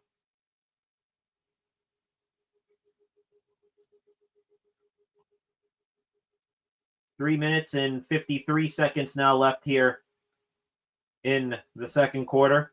It's 3 minutes 53 for 44 seconds now and counting down. Ramondre Stevenson, lone man in the backfield.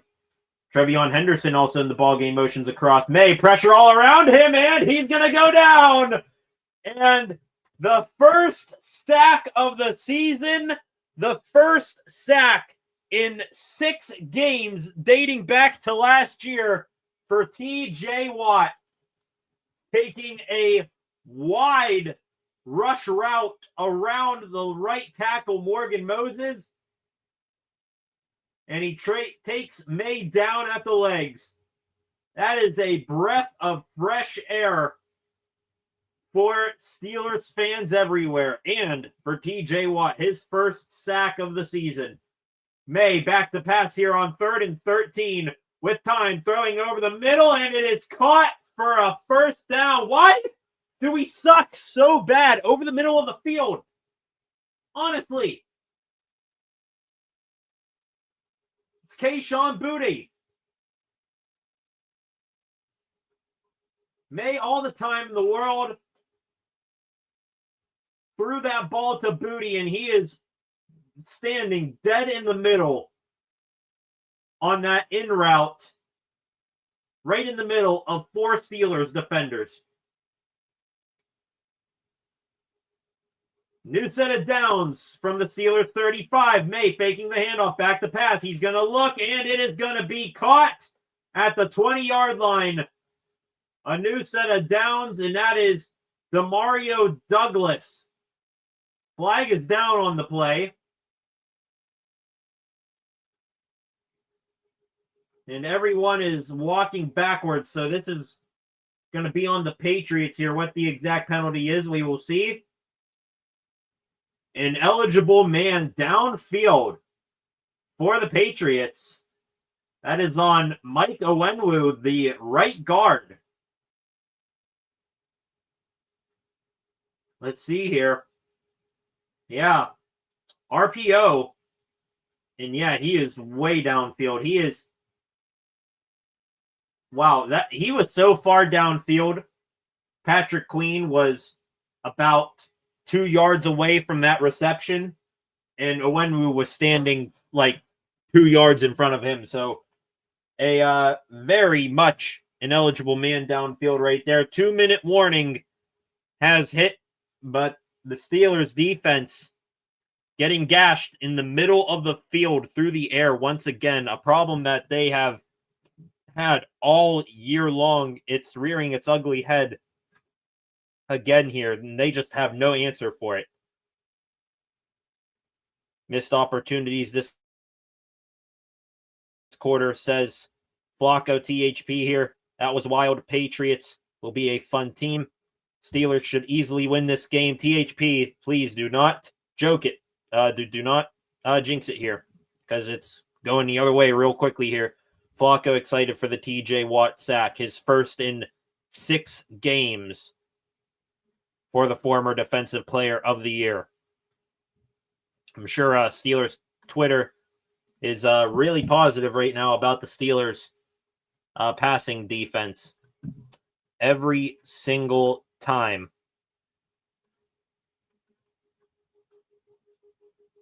They can't even get a stop on 3rd and long.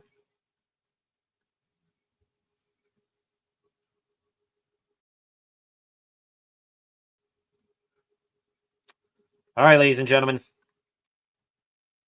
We will be back here in a couple of moments. 15 of you in here right now. Please hit that subscribe button.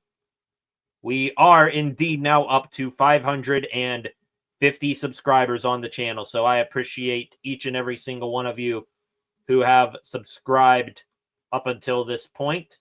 And I do want to apologize. The camera quality here, the Wi-Fi doing its thing right now. But we will persevere and we will adapt. To the comments section again here. THP Browns hanging in with the Packers. Expected that. Packers offense isn't very explosive. That game still 3-0 from last I checked. Yeah, still 3-0. Vikings now up to a 17-3 lead on the Bengals. So good news for now. Maybe not so good news heading into next weekend's game that the Vikings look that good. Got a 1st and 15 here for the Patriots, and Demario Douglas, he is going to catch it, and did he avoid that? Oh my goodness. 1st and 15 for the Patriots. Another quick rollout pass for Drake May. And Demario Douglas, losing his footing, he slides down. And yeah, they got to challenge that. He is down. And yeah, Brandon Echols touched him. But they might have given him a couple extra yards when he got up here. They're looking at it. Are they looking at it? They have to be.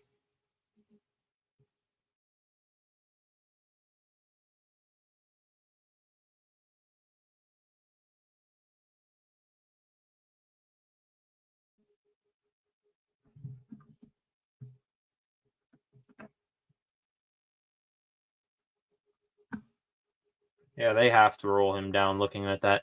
22 of you in here right now, please hit that subscribe button. Browns hanging in.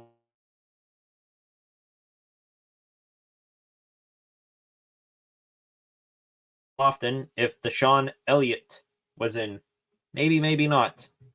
THPS, Freight Train, welcome back. Late, but listening to the game on the app. Appreciate it, Freight Train. Browning with an INT return. Did see that, THP. I'm about to jump on the mower, cut this big-ass yard. Hey, glad to be your eyes and ears.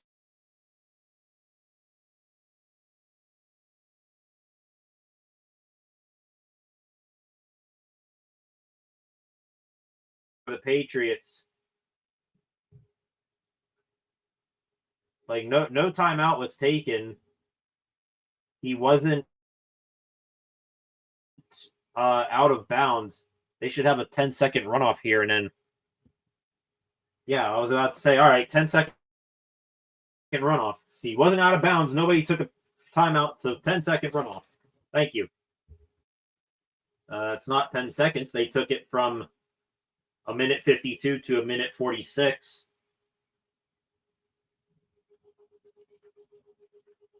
Okay.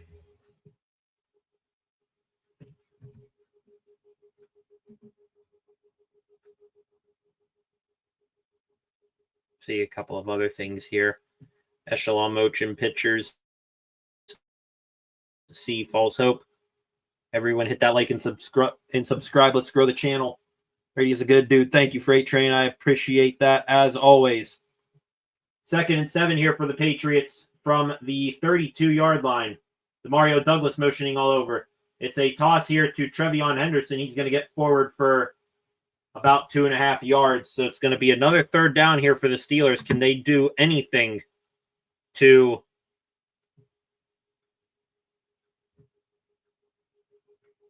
Get a stop here on third down. Please, for the love of all that is holy, do not give up a first down completion over the middle of the field. I will lose it. Does Drake May give you Josh Allen vibes, or is it that bad overview? A little, but he's got a lot of development, obviously, Drake May. I don't think he's necessarily going to be the runner or have the arm of Josh Allen,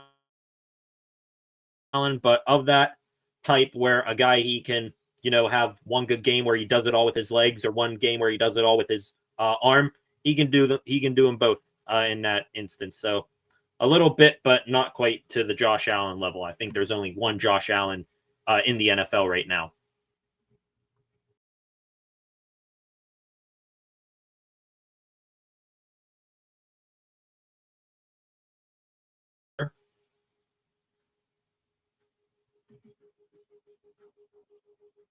There we go. I had no idea how I got this second.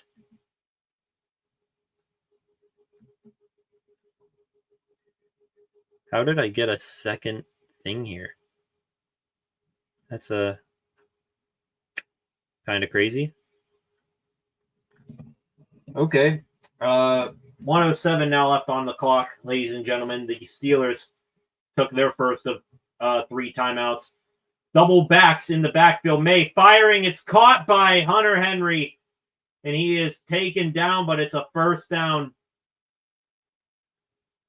Henry wheeling out of the backfield.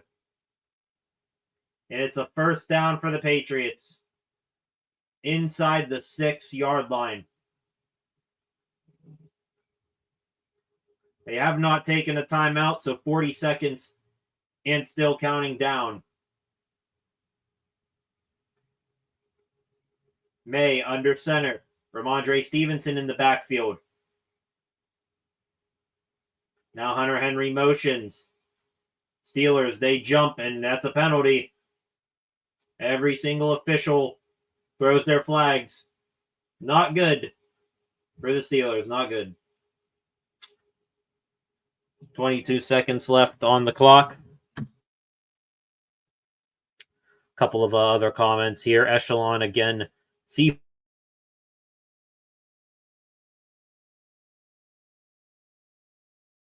on. Does Mike Tomlin want to stop the clock? Why does Mike Tomlin want to stop the clock so bad? Assuming that he should know by now his defense can't get a stop on third down to save their life at this point. I have no idea why he just took a timeout. I'd rather, let the clock wind down to under a minute and see if my defense gets the stop other than anything else. May back to pass. Pressure all around him. He's just going to fire that one into the stands. Faking the handoff to Ramondre Stevenson and 2 Steelers. One of them, TJ Watt, right all around Drake May immediately. That was Herbig and Watt, the 2 Wisconsin Badger boys, forcing May to twist and turn all around and then just absolutely launch one over the back of the end zone. So it's now 2nd and goal here. 16 seconds. Motioning out is Ramondre Stevenson, now back in. May taking the snap, looking to pass. He's going to float one, and it is going to be incomplete. As a matter of fact, James Pierre almost intercepted that for the Steelers on a diving attempt.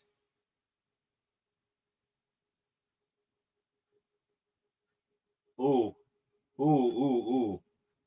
They are showing the replay of Herbig and Watt taking down Drake May as he released that ball. He smacked his head hard off the back of his head, hitting hard off of the turf. So hopefully he is all right.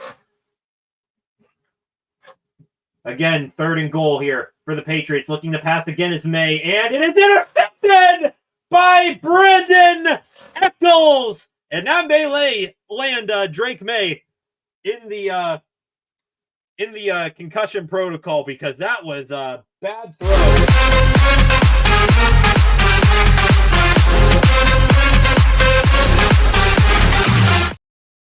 He was looking for Kayshon Boutte in the back corner of the end zone. And on second thought, second look there, that wasn't May just throwing a softie that Eccles easily picked off. Cam Hayward got a couple of fingers on that. So the Steelers, another turnover. Hell yeah. And the Patriots, they get into the red zone. They get inside the 5. Down.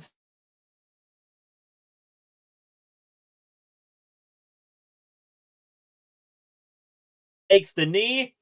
And we head to halftime, ladies and gentlemen. The Steelers 14, the Patriots 7. The black and gold going to get the ball after half. So, bending, but not breaking, is the Steelers' defense. All right, there we go. Computer screen freezes again. Got a couple of comments in here right now. Fortnite, Spaz, Shotgun again back in here. Welcome back. Let's go. The Steelers ending the half like they began the half, on a high note and on a turnover. So excellent job there by the Steelers. Halftime is hit. 14-7. Steelers getting the ball back. Let's real quick take a look in on some of the other games that we are keeping track of here.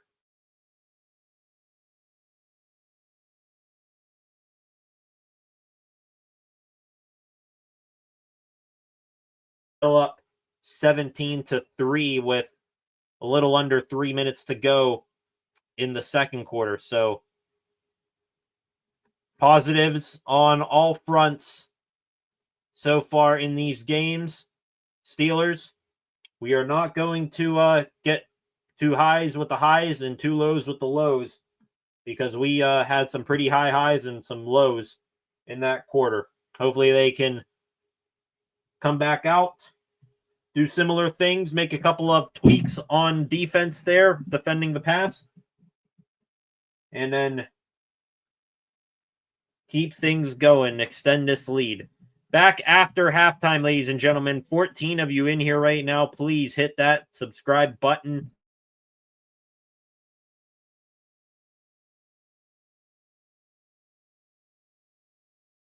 $50 subscribers on the channel. So please hit that button. Also like, share this live stream, leave a comment in the comment section. Super chats now enabled. So anything, questions, anything like that you have during halftime, please get those in there and we will discuss when we get back from half. Steelers prods in here. Welcome back. The Steelers must win. It is a must-win ball game. And I think a majority of the things that I said, storylines and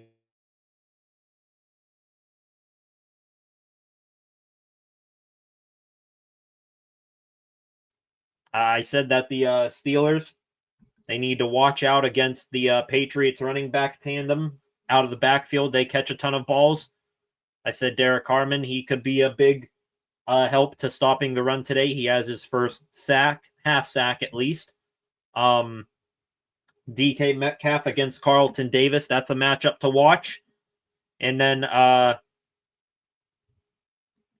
Aaron Rodgers passing for his 509th career touchdown. So that's all good and dandy. Halftime report is going on. Going to take a quick break for halftime. 16 of you in here. Please do not go anywhere. Get any questions and thoughts about the first half in the chat. We will discuss when we are back. Halftime, Steelers 14, Patriots 7.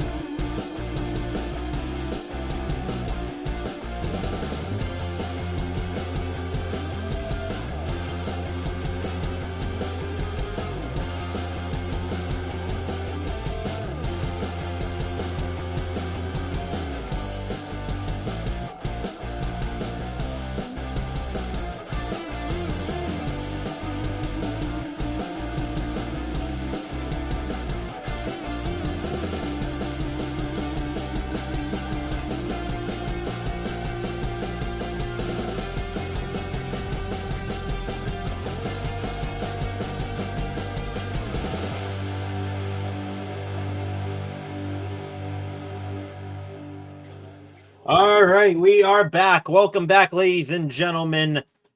Half number 2, quarter number 3, about to begin here in a matter of moments between the Pittsburgh Steelers and the New England Patriots. The first half, score 14 points for the Steelers, 7 for the Patriots. Opening kickoff here is going to go through the back of the end zone for a touchback here. 21 of you in here right now. Welcome to the game. Any thoughts, questions, or opinions that you guys may have, please get those in the comments section. Saw over the break, Lorna Pearson. Welcome back, Lorna. Let's go Steelers indeed. Good first half for the black and gold. Got a little bit worrisome there in the second quarter. The Steelers, again, their pass defense getting diced in the middle of the field. But the Steelers offense here hoping to continue their production from the first half. A quick screen here to DK Metcalf. Broderick Jones out to block. That's only going to go for about 4 yards there. Steelers started the game off hot. Turnover by the defense. Steelers on their first 2 offensive drives of the ball game, they go down the field and score. Since then, offense, a little bit of a struggle. And the Patriots had momentum, it looked like, going into halftime, but then interception by Drake May kept the score at 14-7, and we got a play here that was absolutely terrible. Looked like it was a quick dump off from Rodgers to Jaylen Warren out of the backfield and in the flat, and Harold Landry, he sniffed that one out from a mile away. Big loss on the play for the Steelers. It's going to be 3rd down and probably 11. No, they do say 3rd and 10. So Steelers gained 5 and then they lost 5. Now on 3rd and 10, what are they going to do? Rodgers firing over the middle. It's picked off by Robert Spillane up past the 30, the 20, inside the 10 and out of bounds by Mason McCormick, the former Steeler, Robert Spillane.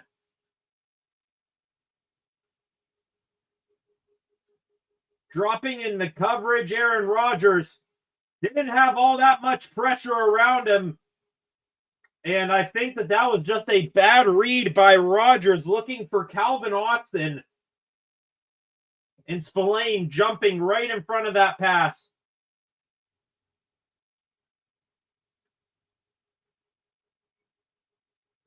Mike Tomlin, very animated and upset on that one. And I know Aaron Rodgers, he expects perfection from his receivers, but I don't think he has anyone else to blame on that one. What's the saying? When you have one finger pointing at someone, you got 3 more pointing back at you. First down pass here for Drake May, and the Patriots offense set up inside the red zone. It is caught on a slant by Hunter Henry. He gets a gain of 9, and now he is going to be down on a knee. Had Patrick Queen draped all over him, and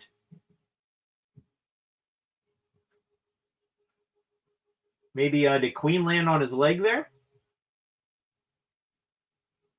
Yeah, it looks like Queen might have landed on the back of the left leg of Hunter Henry, but not a good start to the half. Not a good start to the half. The Steelers, they get the stop in the interception. They hold the Patriots to no points to end the first half.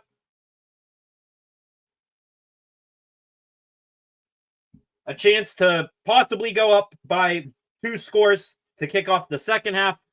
And Aaron Rodgers, his 3rd interception of the season. Unbelievable indeed, says SCSR Dad. That is my father. You guys have met here on stream a handful of times. Flacco also here. Damn it. Yeah, indeed. Absolutely horrendous throw there by Rodgers. Not sure who else he could blame on that one. But Bad throw, and it's not like I don't think he got pressured too much. So, bad read by him. Real quick, now that we are back from halftime, let's real quick do this, see if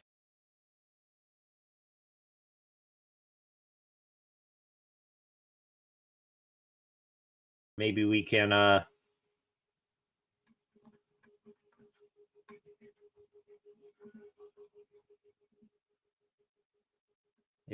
do this here.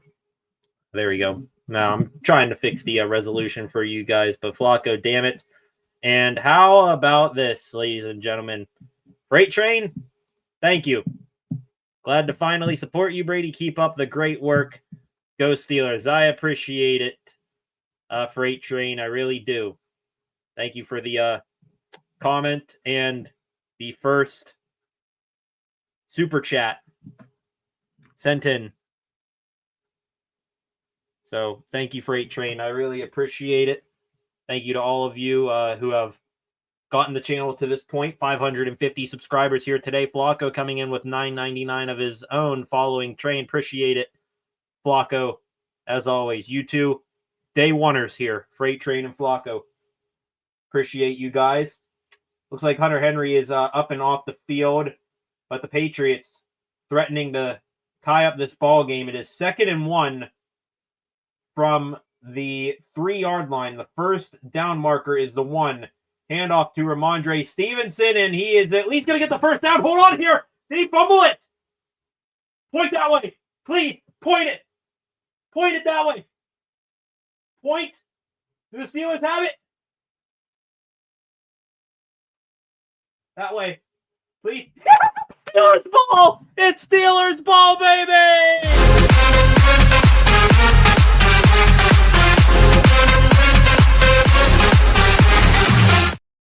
It is the second fumble of the game for Ramondre Stevenson. That ball is out. It's just a matter of if he crossed the goal line before it came out. I don't think he did. Who was that punched out by? Did Patrick Queen punch that ball out? You see Patriots fans in the background. They were celebrating like they thought they had the touchdown. They did not see that Ramondre Stevenson fumbled the ball again. And Peyton Wilson recovers. It is Steelers ball. It is Steelers ball. Unbelievable. 2 turnovers to start the second half. Flacco is fired up. Woo! Full PPR flex spot. Devontae Adams, Scary Terry, James Conner, Emeka Egbuka.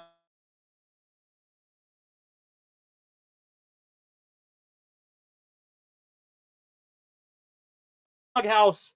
He was not in the doghouse for his fumble to begin the game. He sure is now. That one twice as costly. What looked to be a touchdown is now a Steelers turnover, and they're going to get the ball back on offense. Wow, wow, wow. What a play. I got to hit this again because that was a hell of a play there by Queen and Wilson. The 2 inside linebackers. Say what you will about their pass coverage, but everything else they do, they came to play here today.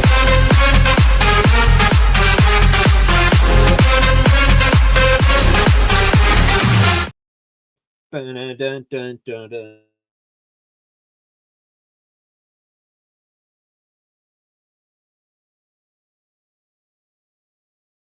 I posted my fantasy football team. That's all right, Flacco.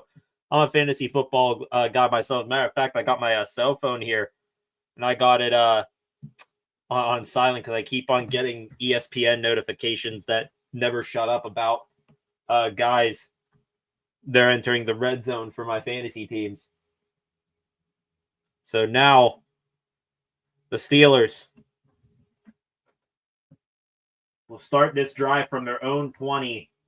Turnovers have done the Patriots in. Their 3rd turnover of the day. Drake May with an interception. Ramondre Stevenson with not 1, but 2 fumbles today. Fumbles at the goal line. Peyton Wilson recovers. Wow, wow, wow. 1st and 10 here for the Steelers. Looks like we got 13 personnel here. The lone wide receiver, I think, is DK Metcalf. Handoff to Jaylen Warren. He's going to push forward for a gain of about 3 or 4 yards here. We got a flag after the fact here. I just saw Darnell Washington absolutely abuse someone with a hell of a push there. Who's the flag going to be on here? Let's see. And we got holding on the offense. And that is going to be on Zach Frazier.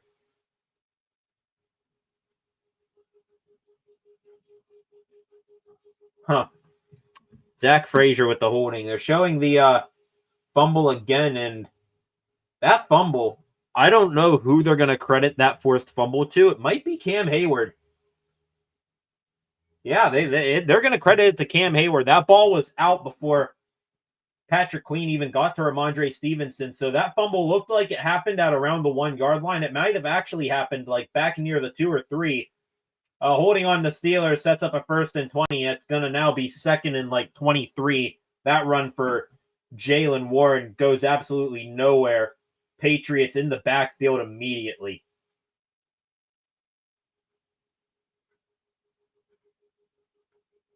Quick game break here. How about this? The LA Rams beaten up on the Philadelphia Eagles 26-7 now. That's insane. 2nd and 22 here for the Steelers. Rodgers back to pass. He's now going to throw a check down here to Jaylen Warren, and that's going to be an incomplete pass. Warren might have gotten a couple yards there, but that pass got his eyes upfield too early. Clanks right off of his hands and heads out of bounds.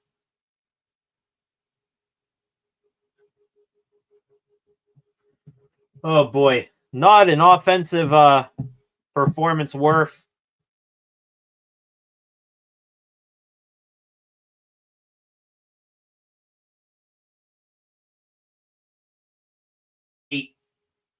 Rodgers just going to try to get some yardage here. Hits it to Calvin Austin, and he's going to go down at about the 19-yard line. So that play only to give Corliss Waitman a little bit more room. Flocka in the comments section. Cam earning his money. Indeed, that he is. Has been in Drake May's face more times than not in this ball game. Has, I think, at least half a sack. I want to say that sack Derek Harmon had earlier, Hayward was given credit for half a sack. And gets the tip ball earlier. That resulted in the INT. And now the forced fumble. And a punt here from Waitman. It's going to be fielded at the 35 and brought back and then hit hard. That for the Patriots was number 25, Marcus Jones. He had a couple of penalties defensively earlier. So now it is going to be Patriots ball again in this game, still somehow 14-7. The Steelers on back-to-back defensive drives have had their backs against the goal line. And both times they've come up with turnovers. Can they get more turnovers here in a little on this next drive here for the Patriots? Still 14-7. We're back here in a moment with some exhilarating football on hand.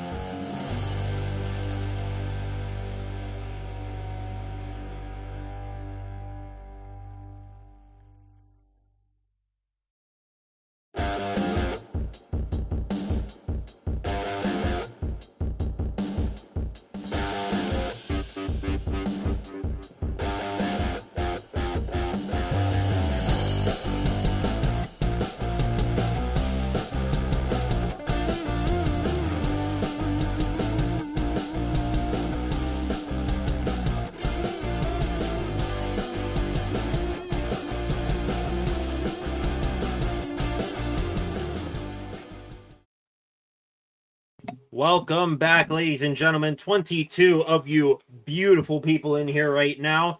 If you are new here to the channel, please hit that subscribe button and turn on notifications so that you never miss when I am live or upload a video again. Up to 551 subscribers here on the channel. And what the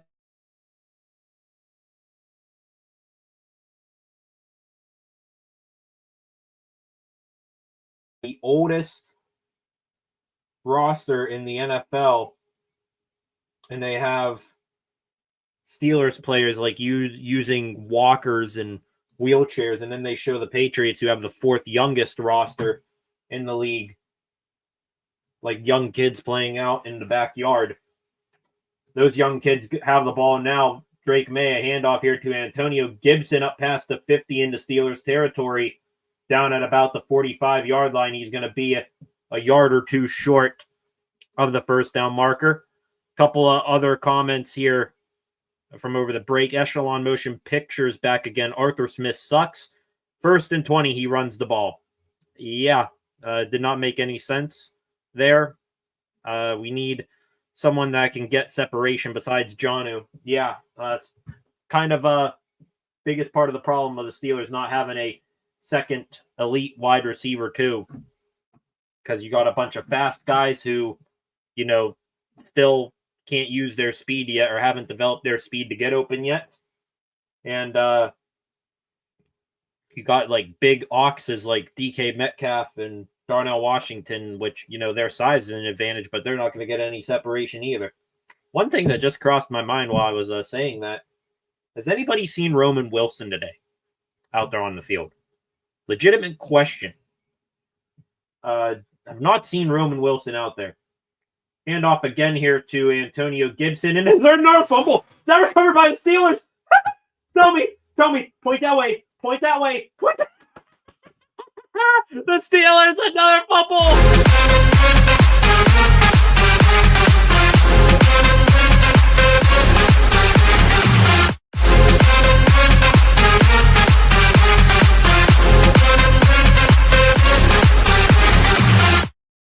Oh my God.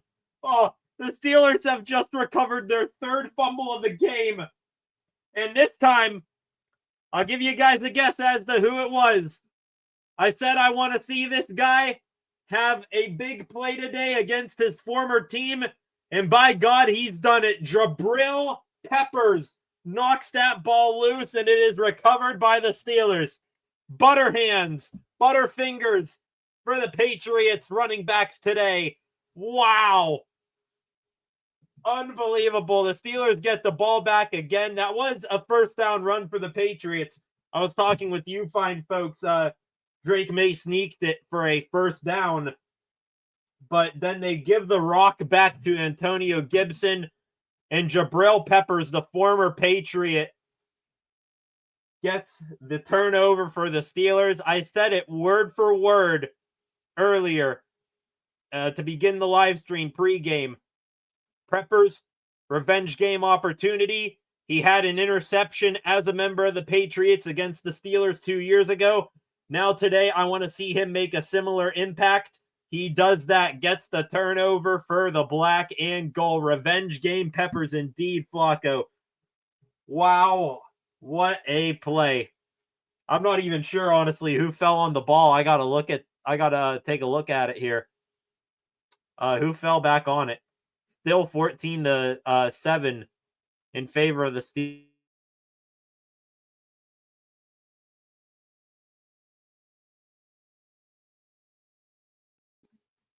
No, I want all plays here. Where's all plays? Fumbled by Antonio Gibson, recovered by Jabril Peppers, so he got his own fumble. There you go. Peppers recovered his own fumble. I'll take it. Making a play, getting the turnover, and getting the scoop himself. We have to score here. Yeah, I don't think that you can just rely on the defense getting a turnover every single drive here. Offense day, at least get points. I'm just asking for that. At least get points. Make it a 2-score game. That would go a long way right now for the rest of this ball game. The Steelers today, they have a 130 yards of offense and 14 points, just one turnover. That was the Aaron Rodgers interception to Bob Spillane. Steelers start this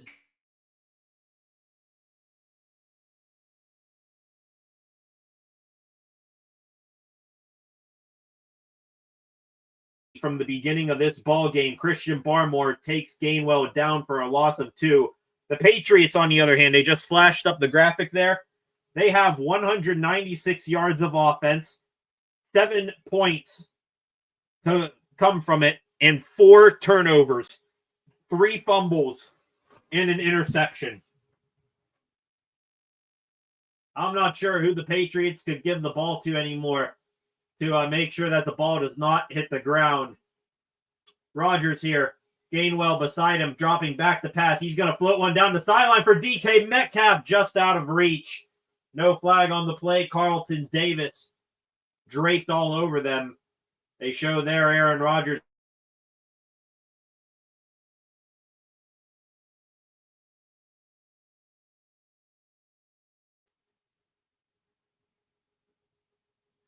Looks to be okay here. 3rd and 12 now. And this is massive here for the Steelers. 3 and outs have been an issue. Will it rear its ugly head again here? Rodgers takes the snap, back to pass. Going to check it down here to Jaylen Warren. He's got 3 defenders to beat. Instead, he's just going to lower his shoulder and try to run through Rob Spillane. That's not going to work, and the Steelers are going to punt again. Damn it.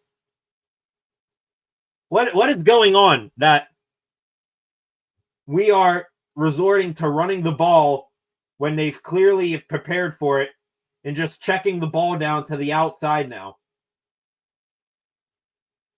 It seems like every other play is one of those 2 outcomes here. I do not understand.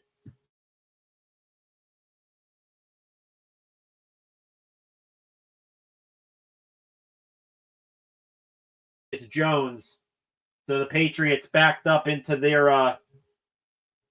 own territory. And if I'm them now, Drake May gets prepared to come back out there and lead this drive. If I'm putting on my Patriots thinking cap here, it might be down to them to where they just say, hey, we're throwing the ball. We cannot run it. Our running backs have fumbleitis. We're just going to throw, live by the air, die by the air right here. So the Steelers, I hope that they really prepare for it here. I have more faith in the run defense today than I do the passing defense. Handoff here goes to Trevion Henderson, the only running back for the Patriots who has not fumbled today. Though his only issue is he hasn't gotten much yardage. Another similar outcome there, gain of just 2.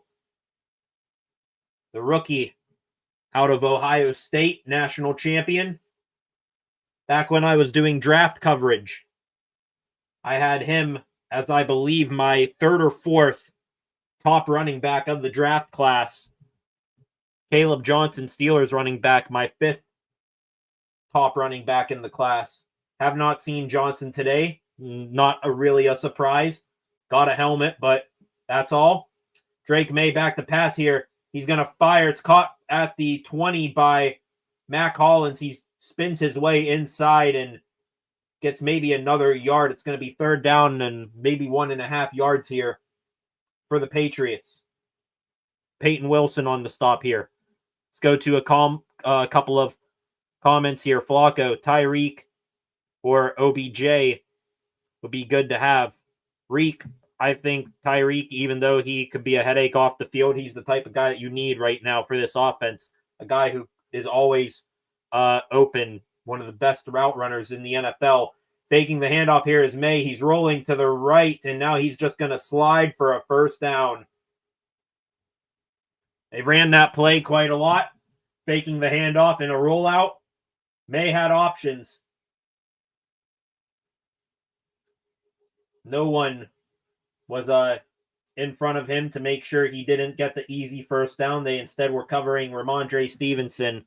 And that was an easy decision for May to keep it and run it.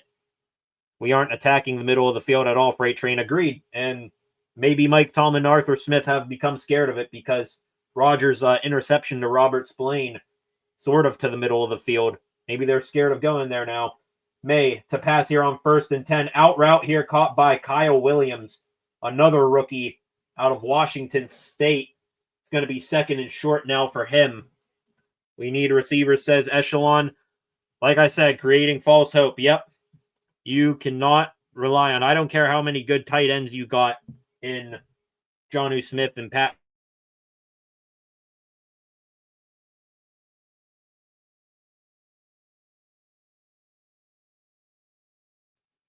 So the Steelers still need a wide receiver too. Handoff here to Trevion Henderson on 2nd and 2. He's going to get 3 yards and a first down for the Patriots. 5:54 and still counting down here in quarter number 3. Real quick, taking a look around the NFL. We have been keeping track on a couple of other games. The Minnesota Vikings and Cincinnati Bengals. That game is now over. Good news, Cincinnati down big time. Bad news, Minnesota up big time. Looks like that offense has found its stride with Carson Wentz at the helm, and that is not a good sign for the Steelers. Matchup next weekend in Ireland against the Vikings. So, yeah, your divisional opponent lost, but the Vikings, they are clicking on all cylinders. I guess another, caveat to that is that, hey, the Bengals defense, we always knew they were going to suck. But still, though, not good. Patriots, they got a new set of downs on a first down pass to the middle of the field to Mac Hollins. I know that's a shocker. 2nd down here, run for Trevion Henderson. Going to get some solid yardage there. It's going to be 2nd and manageable for the Patriots. They're approaching midfield here. Real quick, another look in here. We were keeping an eye on the Browns and Packers game. The Packers now up 10-0. They were up 3-0 there for a while, but now they have finally gotten one into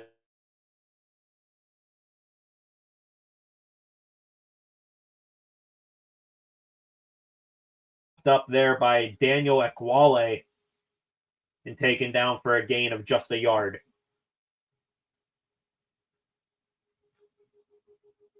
So another critical 3rd down for the Steelers.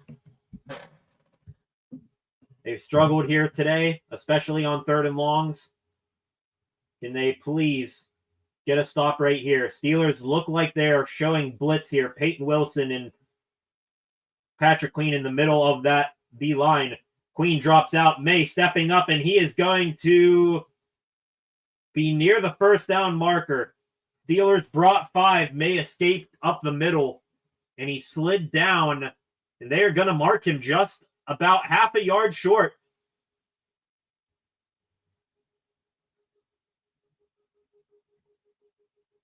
Half a yard short is what they are going to mark Drake May, and I think that that's a good spot. Very close to the line of the game, but obvious 4th and 1 here.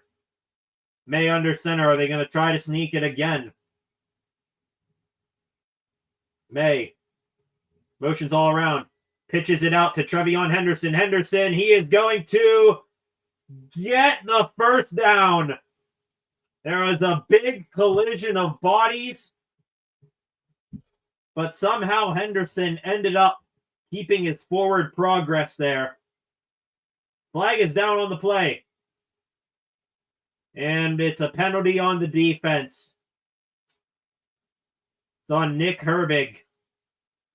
Illegal block in the back.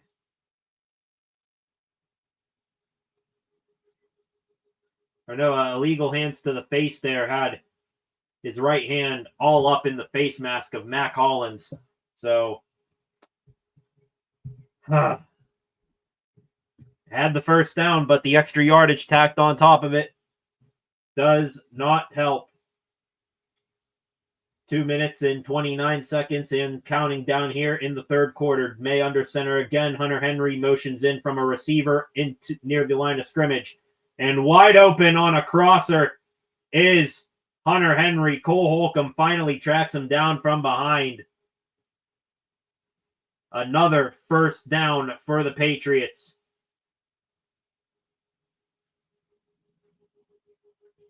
Henry with a chip on TJ Watt. Cole Holcomb did not read Henry coming across the field early enough. And now another set of downs for the Patriots. This is from the Steelers' 24-yard line. Henderson the back again. Handoff to him. Running forward. Gain of about 2 there for Henderson. Ay, ay, ay. It's like it's been 2 yards in a cloud of dust here for Trevion Henderson. Got another handful of comments in here. I appreciate all of you commenting. Every Steelers fan said that Calvin Austin and Roman Wilson was enough. You are officially, it's over. That pipe dream of, hey, maybe Calvin Austin or Roman Wilson can develop something. Preseason is a long way away now, so third down coming up here for the Patriots. Another pitch run to the left for Henderson. That goes again for 2 yards. Creating false hope. All we do is throw screens. We don't ever throw a slant to DK, your $33 million wide receiver. Yep, have not seen Metcalf do all that much. It's been majority of like go routes and screens to him today. Go trade for A.J. Brown right now. I wouldn't mind it, but I think I'm more leaning towards Tyreek Hill, a guy who can run great routes and get open. Drake May passing here, caught by Stephon Diggs. It's now going to be 4th down and 2. Looks like Diggs was running it in and then cut it back outside. Throw from May was a little bit off target. Forced Diggs to catch it while going down to the ground. So it's 4th and 2 here for the Patriots. 9 seconds left in the third quarter. They're lining up, trying to get the Steelers to jump here. Do not jump. Do not jump. 3, 2, 1. End of quarter. All right, good job there. So it's going to be 4th and 2 for the Patriots from the 16-yard line to begin the fourth quarter here in a moment. Are they going to go for it on 4th and 2? Or are they going to take the 3 points? Decisions for them. To the comment section again, L. Sutton, our beautiful French viewer here. O-line needs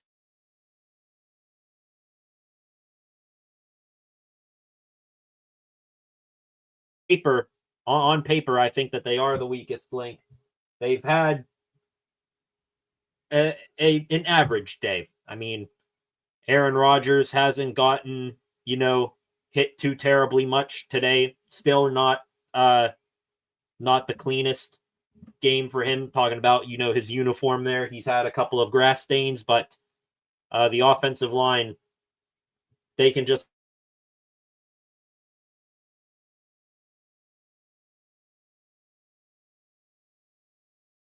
Steelers have been given 3 fumbles and an interception with 0 points. The Steelers are horrible this year as usual. On contrary, their doctor, I believe, on the first fumble of the day, they put up a touchdown immediately after that. So 7 points on 4 turnovers. Not great still, but they at least have some points off of turnovers. O-line, not the problem today. It's the play calling from Arthur Smith. Yes, Echelon, indeed. The Arthur Smith play calling has been very, very frustrating. It's one of 2 things, either a run or a screen pass where there's only like maybe 1 receiver out.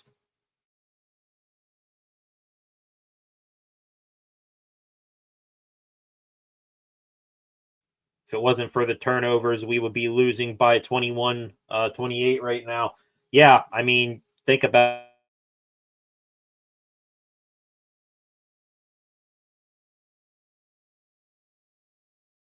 if it wasn't for Cam Hayward's, last two fingers here, there's probably another touchdown pass in there.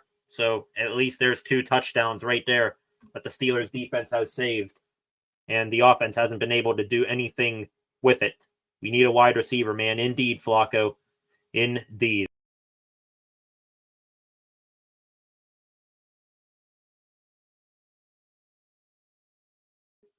This is going to be 4th and 2 here for the Patriots.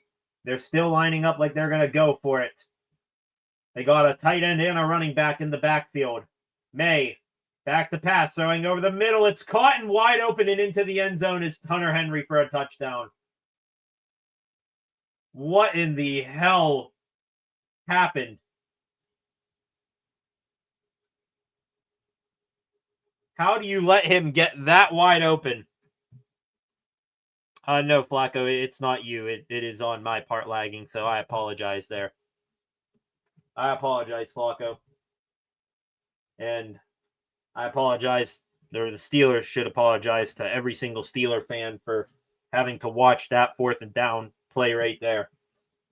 Wide open Hunter Henry in, guess where he was? The middle of the field. Kick from Borregales for the Patriots is good, and now it is all tied up at 14. So now, Flacco, your thing probably, or who was it, Echelon, if it wasn't for the turnovers, it probably would be like 28-14 now. Here we go again. Absolutely horrendous there by the defense. Now, Artie, get your head out of your ass, Artie. Let's go here. Game's now tied. Tomlin, congrats. Your defense did some things here today, but still got to put up points to win the game. Let's see what the Steelers can do here in a matter of moments. Back in about 30 seconds, ladies and gentlemen. Steelers, momentum going against them.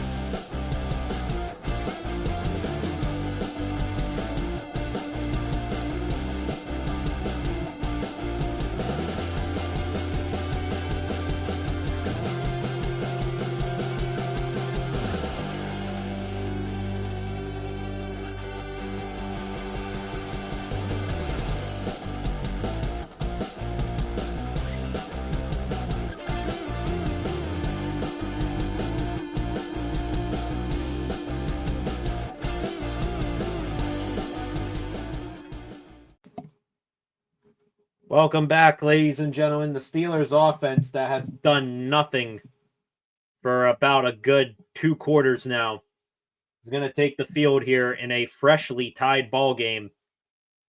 And they need to figure things out in a hurry here. Do see a couple of comments here in a minute. Real quick, just a quick game update.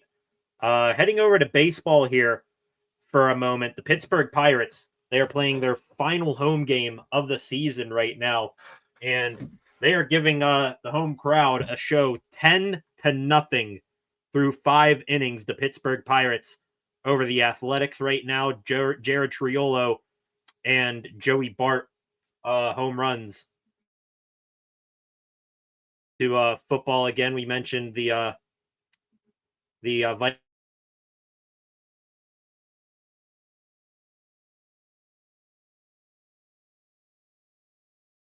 Browns still trailing the Green Bay Packers 10-0. So some good news on those fronts, but little of that will matter if the Steelers do not get a win here today.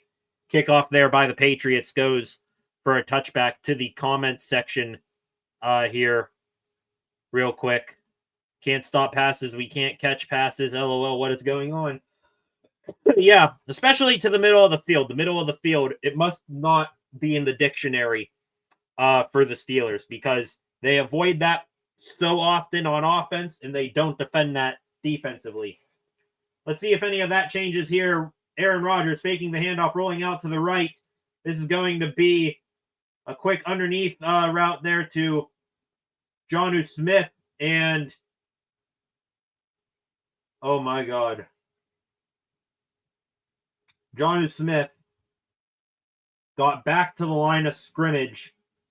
3 Patriots tackled him, and the ball might have come out. Yeah, the ball was fumbled. Did it go out of bounds, or was the player out of bounds when he recovered it? Yes, he was out of bounds. Thank God. Oh, my. Disaster avoided there for the Steelers. Major disaster. 2nd and 10 now. Rodgers handing it off to Jaylen Warren, and he and Robert Spillane like 2 rams butting heads. Gain of 2. Why not put the game into the hands of your future Hall of Fame quarterback? I mean, yeah, he's got a, interception today, but that shouldn't scare you off of him.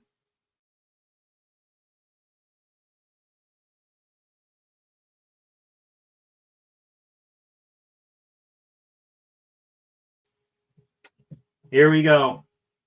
3rd and 8.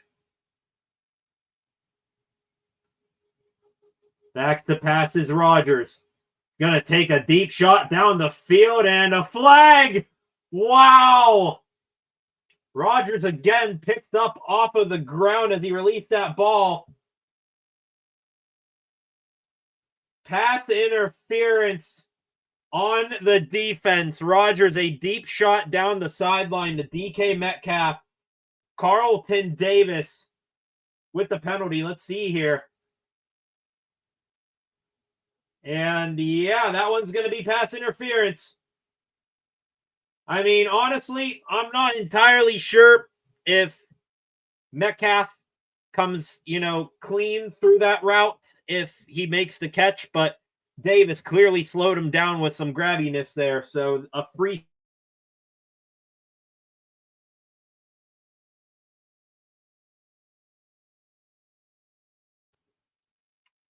Wow.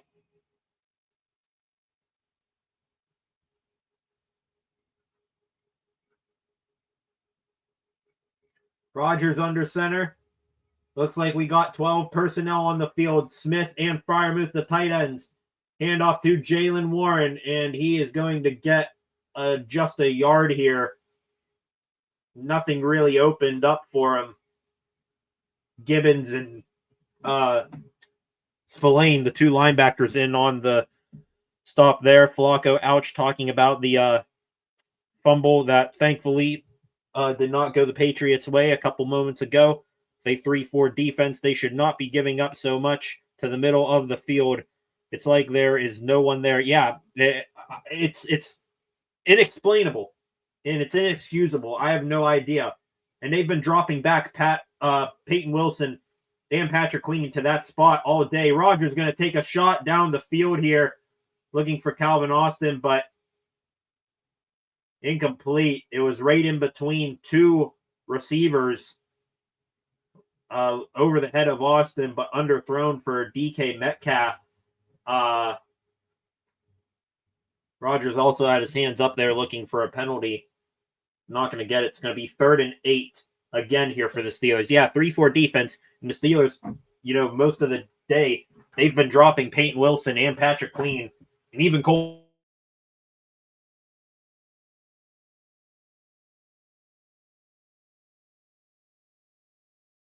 From the 43, Rodgers, the pass, throwing, and that one is behind Pat Freiermuth, incomplete. Actually hit the back of number 15, Marte Mapu, the linebacker who is covering him. So a misfire there from Rodgers.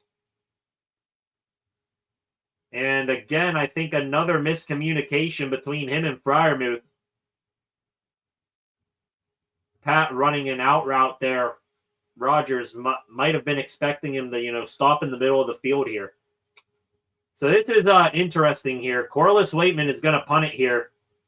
Probably would have been around a 60-yard kick for Chris Boswell, again from the midfield logo, but the Steelers elect to punt it, and Corliss Waitman, that isn't his best pin him back deep in their own territory job. That is fair caught at about the 15-yard line. So the Steelers defense leaking, and the Patriots with the momentum, they're going to take the field again on offense. This game could be ugly here if the Steelers defense does not get a stop. Freight train here. I saw that first down run coming from a mile away. Ridiculous play calling. Yes, very predictable. It's, getting very old, very early here. I don't know. Inexplicable things from this team, offensively, defensively. Pace play calling is suspect at best. There's been miscommunications today between wide receivers and Rogers. I think the defense keeps getting gashed to the middle of the field. I don't know. So predictable. Indeed, so predictable. All right, ladies and gentlemen, 15 of you in here right now. Going to be back here in a couple of moments here. This game is going to come down to the wire, most likely. Going to get a quick drink, and we'll be back to wrap it up here. Not sure, probably midway through the fourth quarter at this point. We'll carry it the rest of the way here in a moment.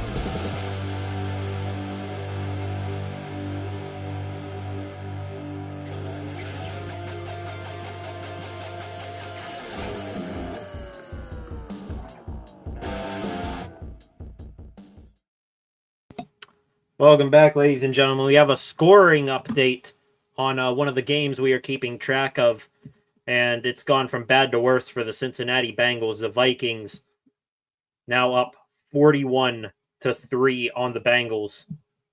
And I was looking here, doing a little bit of scouting here for next weekend's game, but sticking with the present, Trevion Henderson, a 4-yard run right there. Carson Wentz, 12 for 18, just one passing touchdown, and then 2 rushing touchdowns on the ground for Jordan Mason for Minnesota. So they haven't put up, tons of touchdowns, but still 41 points. Damn impressive there. That unit clicking on all cylinders. It's actually a gain of 5 for Trevion Henderson that they gave him. Empty backfield here for Drake May. Back to pass here. Firing, and wouldn't you know it? Guess where that pass was, and guess to what position player it was. You guessed right, the tight end. To the middle of the field, Austin Hooper. Chuck Clark in coverage. New set of downs here for the Patriots. They can run that play about 5 more times in a row if they really wanted to before you'll see the Steelers come close to getting a stop on it. That is now 12 plays of 10 or more yards in the ballgame here for the Patriots. The Steelers just 5. Again, another pass here to Austin Hooper, and I guess no one wants to tackle him. He braced for contact and got about another 5 yards before someone touched him. Just stopping. Middle of the field, he just stops there. And then he runs untouched for another 5 yards. Fire Terrell Austin, honestly, because this is absolutely horrendous. It's the most predictable stuff ever, I swear to God. Empty backfield again for Drake May.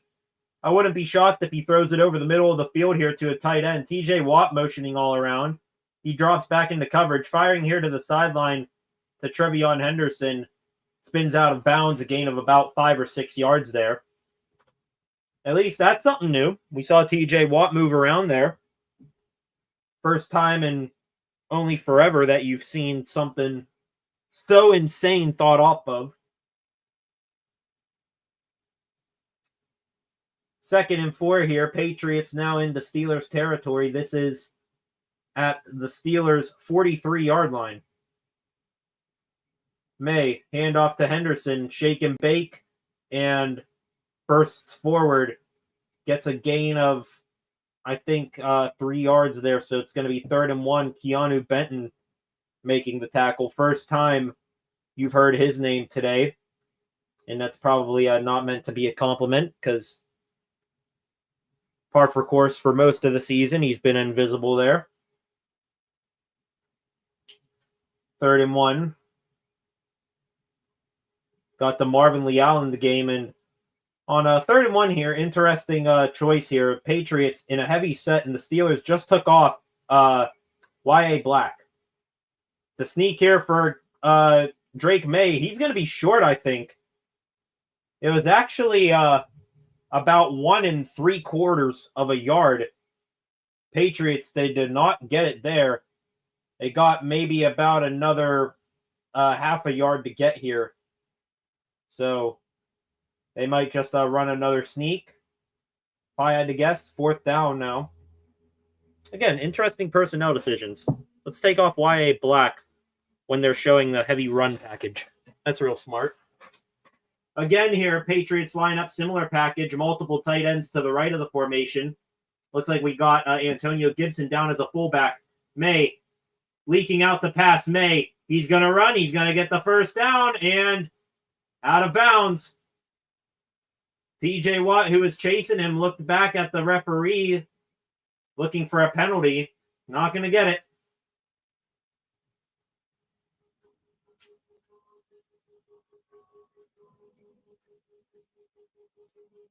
And I think I see where TJ has his argument there. Mac Hollins, a big hold on TJ's jersey collar right here.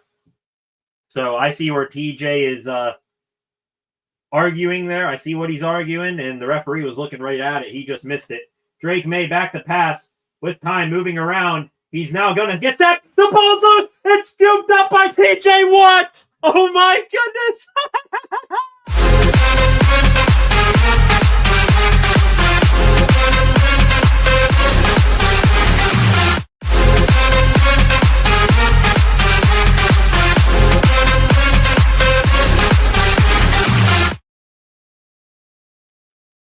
One, 2, 3, 4.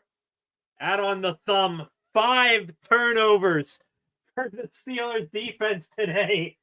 Oh my God. Holy jeez.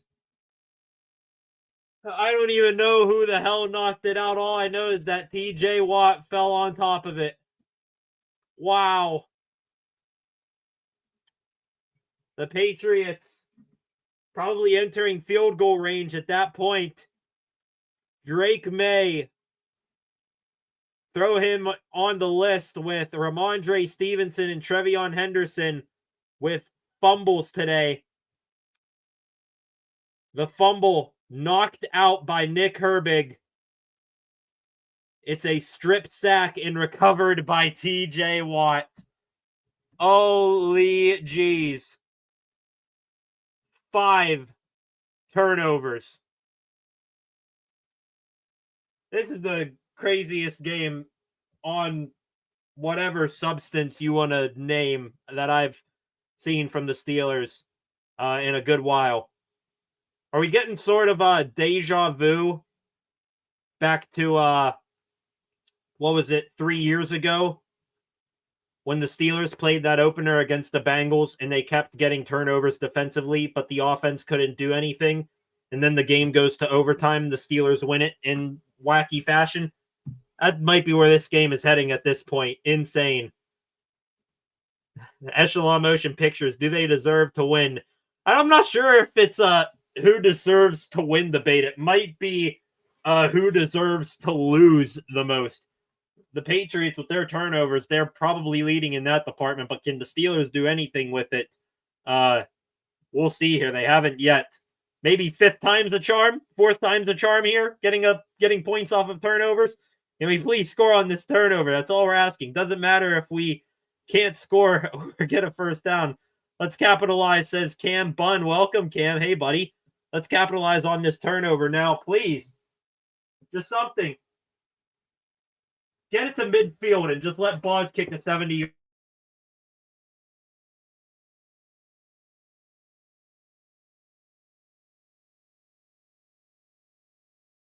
Touchdown at this point. Rodgers in the ball game again here. Jaylen Warren, the back to his right. Looking to pass here is Rodgers. Throwing it over the middle, and was that caught? It was by Calvin Austin. I'm not sure from this angle if he was, juggling that ball as he was going to the ground. Gain of 8, 2nd and 2 now. What do you know? Who said it in here earlier? Freight train or echelon? What happened to, slant routes? Well, there was one right there that they finally figured out they can do. Like, come on here. Do that again. Pat Freiermuth motioning and now back to his spot. Warren in the backfield. Looks like we got 13 personnel here, and it's a handoff to Warren up past the first level, and solid meeting of bodies right there.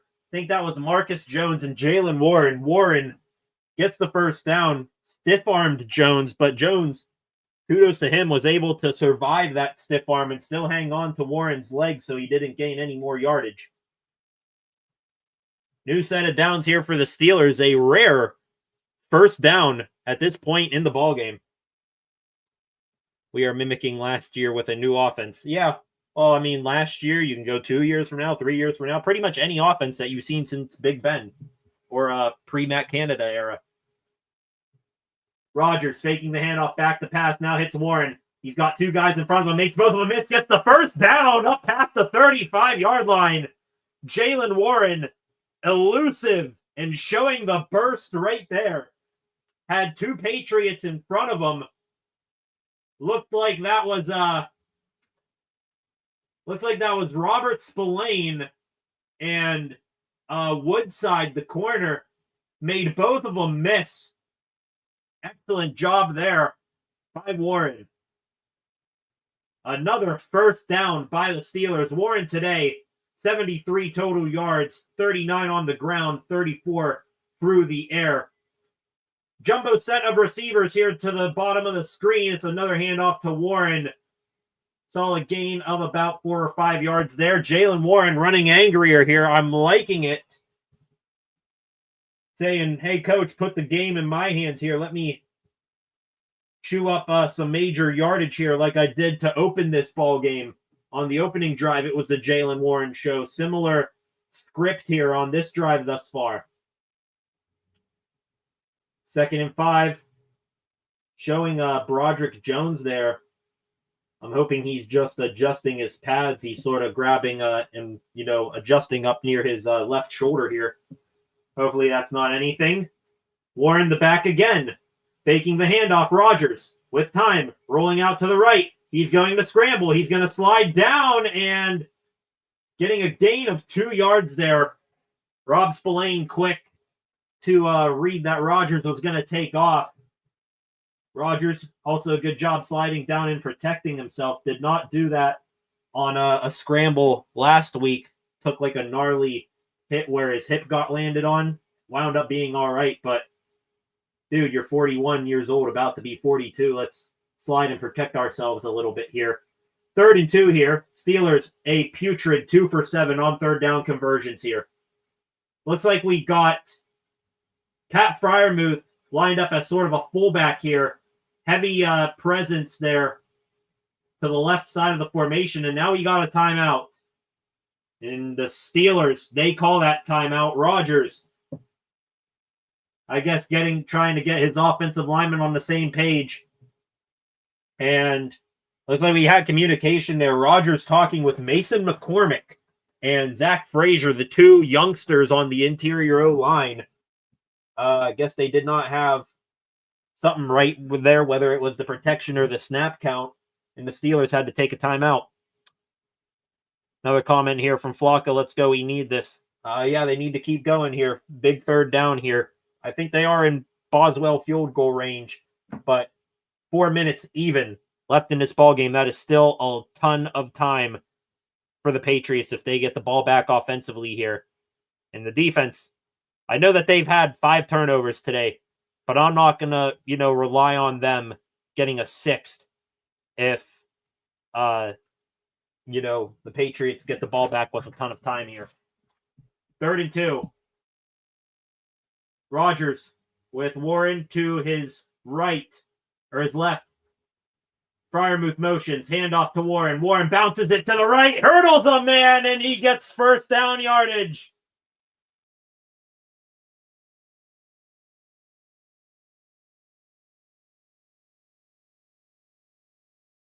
Legs, and Jalen Warren gets the first down. Big pickup there for the Steelers. And the clock, most importantly, keeps on rolling. Looks like we got 12 personnel. Jonnu Smith, a fullback here. Heavy run personnel. I think Ben Skoranek and DK Metcalf are the wide receivers, so big bodies everywhere. And the Patriots, they saw that coming from a mile away. I think that was Khyiris Tonga, the former Cleveland Brown, got into the backfield, threw Jalen Warren off rhythm, and then the rest of the Patriots finished the job. Loss of 1 or 2 yards there on the play.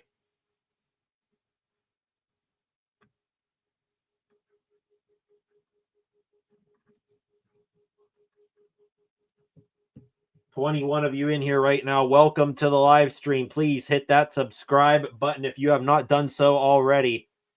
Gained 2 new subscribers. Also got a couple of super chats in here today. I appreciate each and every one of you who've done that. And before this play gets underway, we got 3 flags on the field. That's all going to be on the Steelers here. False start. Who false started? Troy Fautanu. So 2nd year, but technically a rookie out of Washington there. Moving the wrong direction now, Steelers. I know Chris Boswell is a hell of a kicker, but let's not make a field goal here any more difficult on him than we need it to be here. Real quick, a quick check of the subscriber count. 552 subscribers. I think we entered the stream today with 549, so we gained 3 more. I appreciate all of you who have done so up to this point. Looking at the bottom of the screen here, I think that's Ben Skoranek. But no, that's Roman Wilson. Quick screen here to Kenneth Gainwell. Gainwell makes a man miss and going to get forward a gain of about 8 or 9 yards there. Let's see what they give him. It's going to be 3rd down now for the Steelers, but at least it's manageable. Patriots, I think, are calling a timeout here. Great blocking on that play by Isaac Seumalo and Zach Frazier, Mason McCormick joining the party late with a block. It's going to be officially a 3rd and 6 here for the Steelers. And Mike Vrabel having a chat with the official. Did the Patriots call a timeout, or did Vrabel said no, I didn't there? I'm confused as to what that conversation is. 2 minutes, 20 seconds now. Wouldn't be shocking if Vrabel called the timeout there, hoping his defense gets a stop here on 3rd down. That would leave a timeout and the 2-minute warning for the Patriots to do something offensively. from the 17. Warren, the back to Rogers left. Back to passes Rogers. He's going to tuck.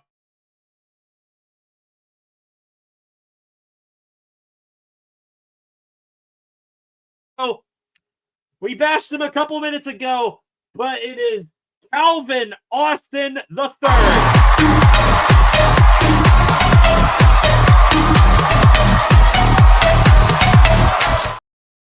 And a sigh of relief. A back shoulder fade for Calvin Austin, beautifully placed on a platter by Aaron Rodgers. Marcus Jones, the corner, had no chance of defending it, and the Steelers back up on top, not by a field goal, but by a touchdown with an extra point tacked on there by Chris Boswell. The score 21-14. And the Steelers, we can officially say 7 points off of 5 turnovers. Let's now make that 14 points off of 5 turnovers. Still not good, but it's better than 7. CA3, Flacco is fired up. You know the offense is bad when you're hoping that the defense will score. I mean, I'm not ruling it out. 5 turnovers by the defense today, and they could have had more. Honestly, there could have been a pick 6 or 2 today for the Steelers.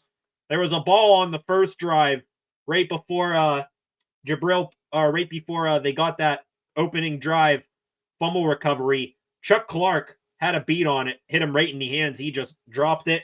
And then you had another interception that hit the ground that Brandon Eccles got a solid piece of. So Steelers defense, they've had more chances at turnovers than they actually have gotten today, believe it or not.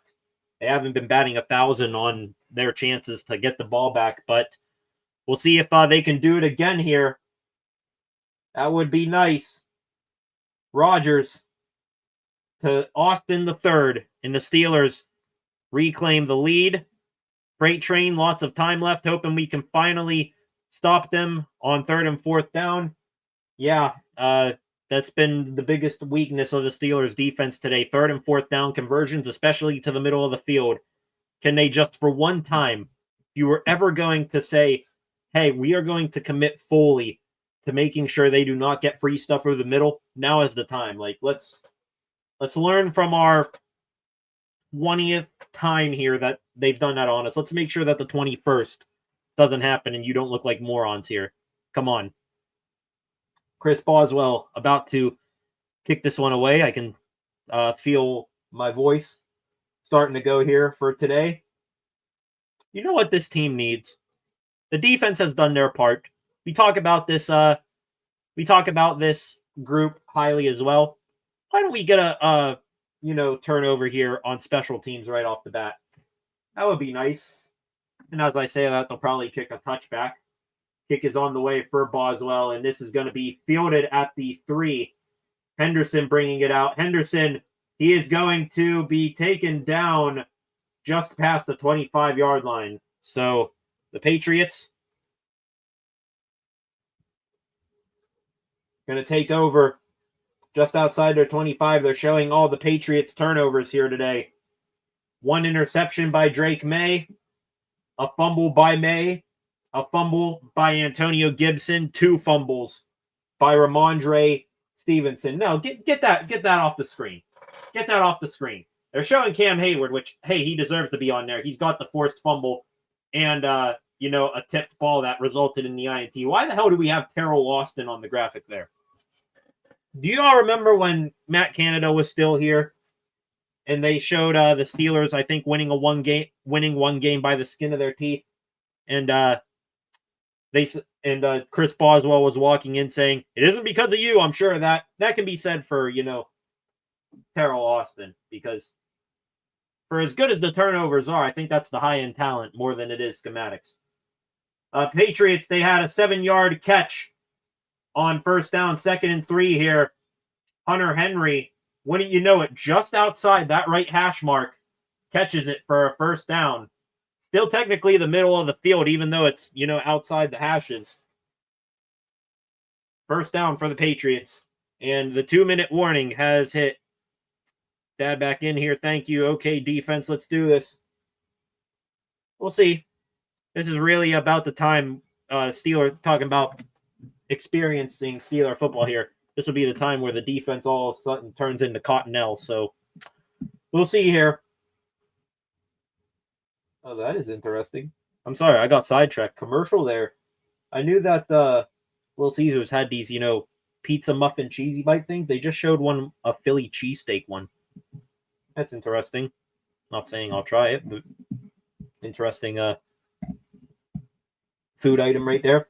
All right, ladies and gentlemen, 2-minute warning has hit. 19 of you in here right now. Please hit that subscribe button, turn on notifications, like, share, and leave a comment in the comments section.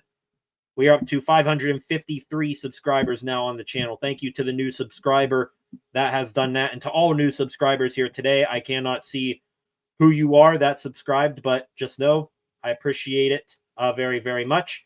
Back here in about 30 seconds. All right, we're good now. Back here in about 30 seconds, a wild finish to this ball game. It's coming right up.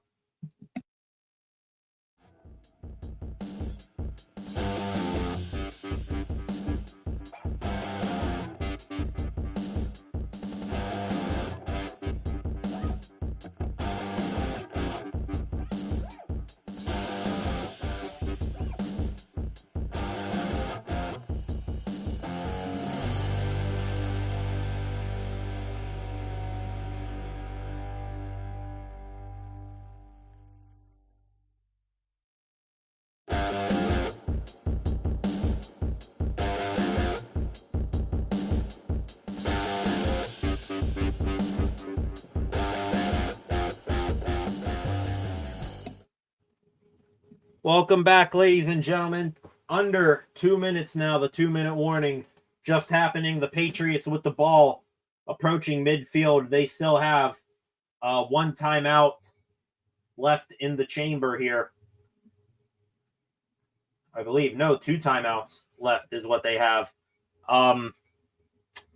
There was ever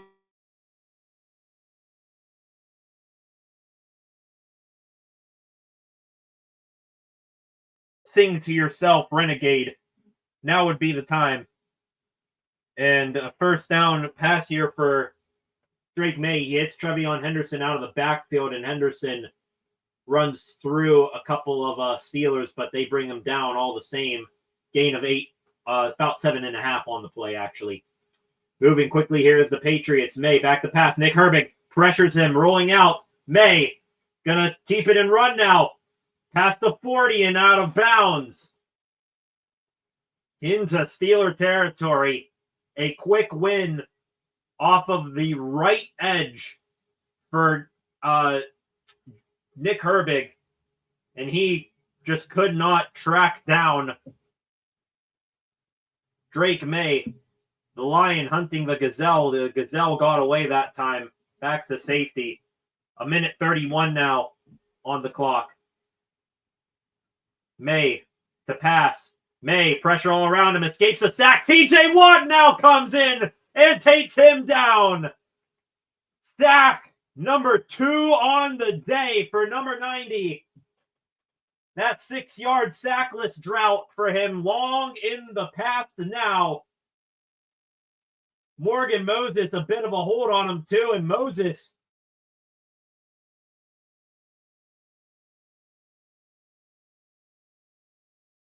sack or not, but Moses, he gave up on that play. Stopped Watt's initial rush. Watt never quit on the play. Moses lets him go, and that's what results in May getting a sack. Wow. Ramondre Stevenson in the ballgame now. Back to passes May again on 2nd and 13, throwing it over the middle. Stevenson incomplete. Or no, excuse me, that was Demario Douglas.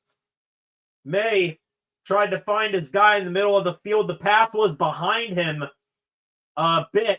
Douglas originally caught it, and then his body hitting the ground jarred the ball loose. It's 3rd and 13 now.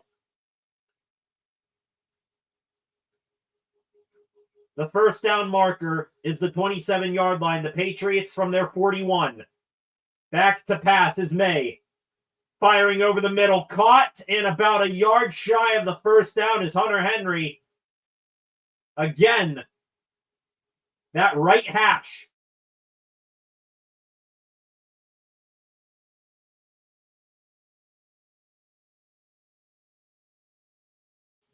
Or the coaches are realizing that that's all they're doing.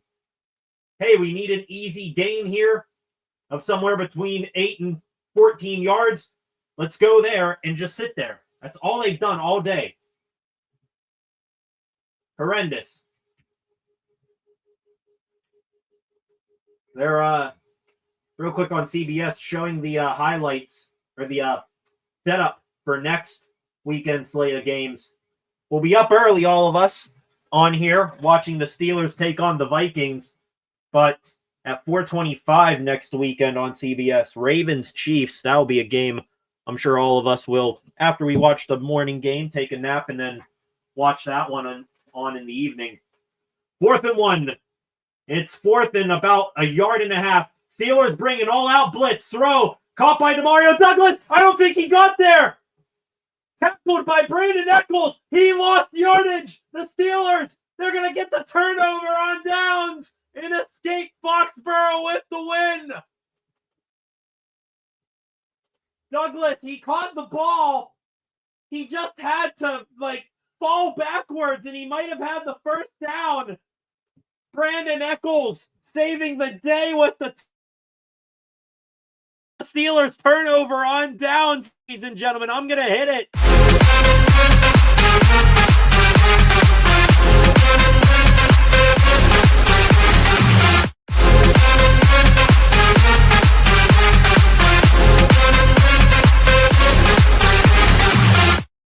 Screw it. We might as well count that as the 6th turnover of the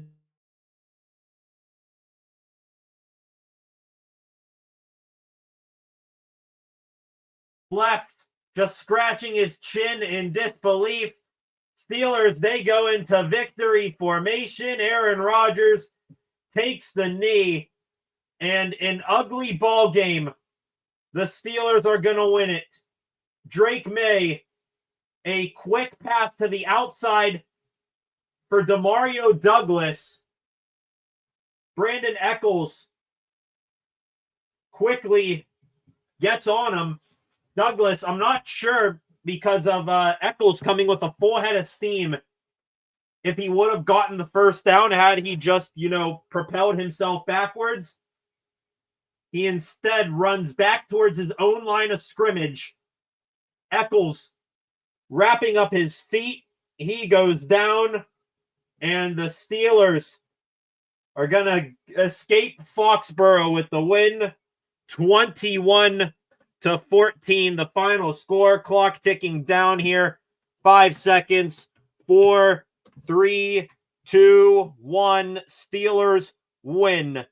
Final 21-14. I just realized I really should make one. I do not have a Steelers win graphic here. I guess I'll play the touchdown one.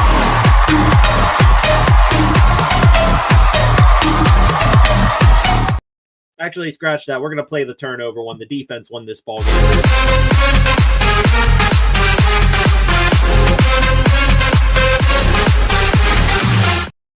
All right, so that's my job. Between now and next Sunday, we will work on a Steelers win graphic. Hopefully I hit it a ton more times this season, but hitting it today, that was not a foregone conclusion. It might have seemed that way, the way the ball game started, but then it was about 2.5 quarters of ugliness right after that. An absolutely insane ending. Getting some reactions in the comments section here. Flacco, woo, freight train, I'll take the W, but we're not great. Yeah, you got to take the wins any way that you can get them. Now, we are going to be talking most of this upcoming week about how the hell is this team going to beat the Minnesota Vikings. Let me do one more check real quick before we log off here for the evening. That game just now, beginning the fourth quarter, they're a little bit into it. 10 minutes, 38 seconds. The Vikings, they are up in that ball game 48-10. Jake Browning has 2 interceptions. Carson Wentz, 14 for 20, 173 yards, 2 passing touchdowns. 1 to TJ Hawkinson, 1 to Josh Oliver. And that right there, what I just said, that does not bode well for the Steelers. Hawkinson and Josh Oliver, the 2 tight ends for the Vikings, they have the 2 passing touchdowns from Carson Wentz.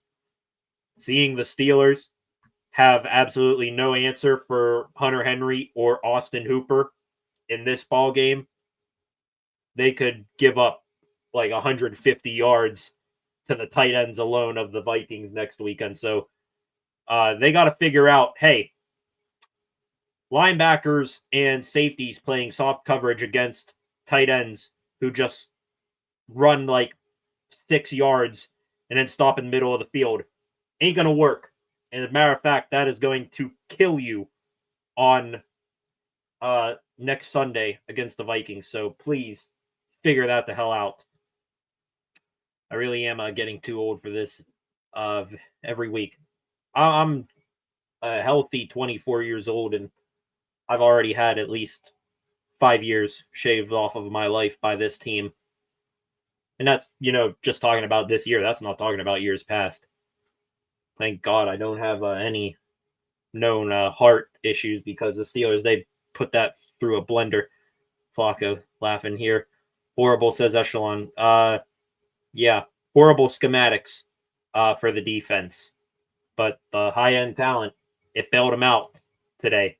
That's for damn sure. Cam Hayward had himself one hell of a game. TJ Watt said, I'm back. 2-sack performance for him today. Brandon Echols, a solid game for him, including that game-winning tackle right there. Jabril Peppers gets his revenge on a fumble recovery. I think Derek Harmon, first impression. So great for them. Schematics for the defense, pointing way down. However, high-end talent doing its job, living up to some of the money they're making as the highest paid defense in the NFL. That's pointing up right now. So on to week 4, Steelers versus Vikings next weekend. That game is a 9:30 a.m. start time, East Coast time. So we will be up early for that one, ladies and gentlemen. And I'm watching right now the Houston Texans and Jacksonville Jaguars tied at 10. A big play. Trevor Lawrence to Brian Thomas Jr. right there. Gets the Jags inside the red zone there. So that game's winding down right now. You know what's crazy is Flacco and I, 8 first day guys, we both work for the same company. Nutso. That's insane. That's insane. Connecting people on here. Love seeing it. Love seeing it here. Building a solid community in here today. And hopefully we can continue to build it next weekend, hoping for a big stream for the international game next weekend. So I hope you all join me back here again. Echelon, thanks as always. Freight Train, I appreciate your thanks as well. They certainly looked at today. So Steelers, they need to figure out a lot more on defense. They had a all right game in the turnover department today, but everything else, I'm still not 100% believing. So we'll be back here Sunday, but before that, back here tomorrow, live stream tomorrow night at around 5:30. We will have more recaps and analysis of this ball game today. I'm sure you'll all be back here. We'll talk about it a ton, and we'll talk about it all there. Screen, run, screen, take a shot, penalty, screen, run. Arthur sucks. That's all it is. Shot down the sideline, screen pass,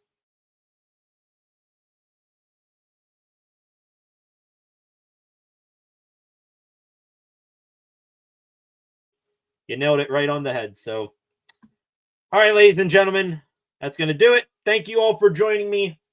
Back here tomorrow to break this game down some more. I'm sure we'll all, after we de-stress from the heat of the moment, we'll have clearer and better takes.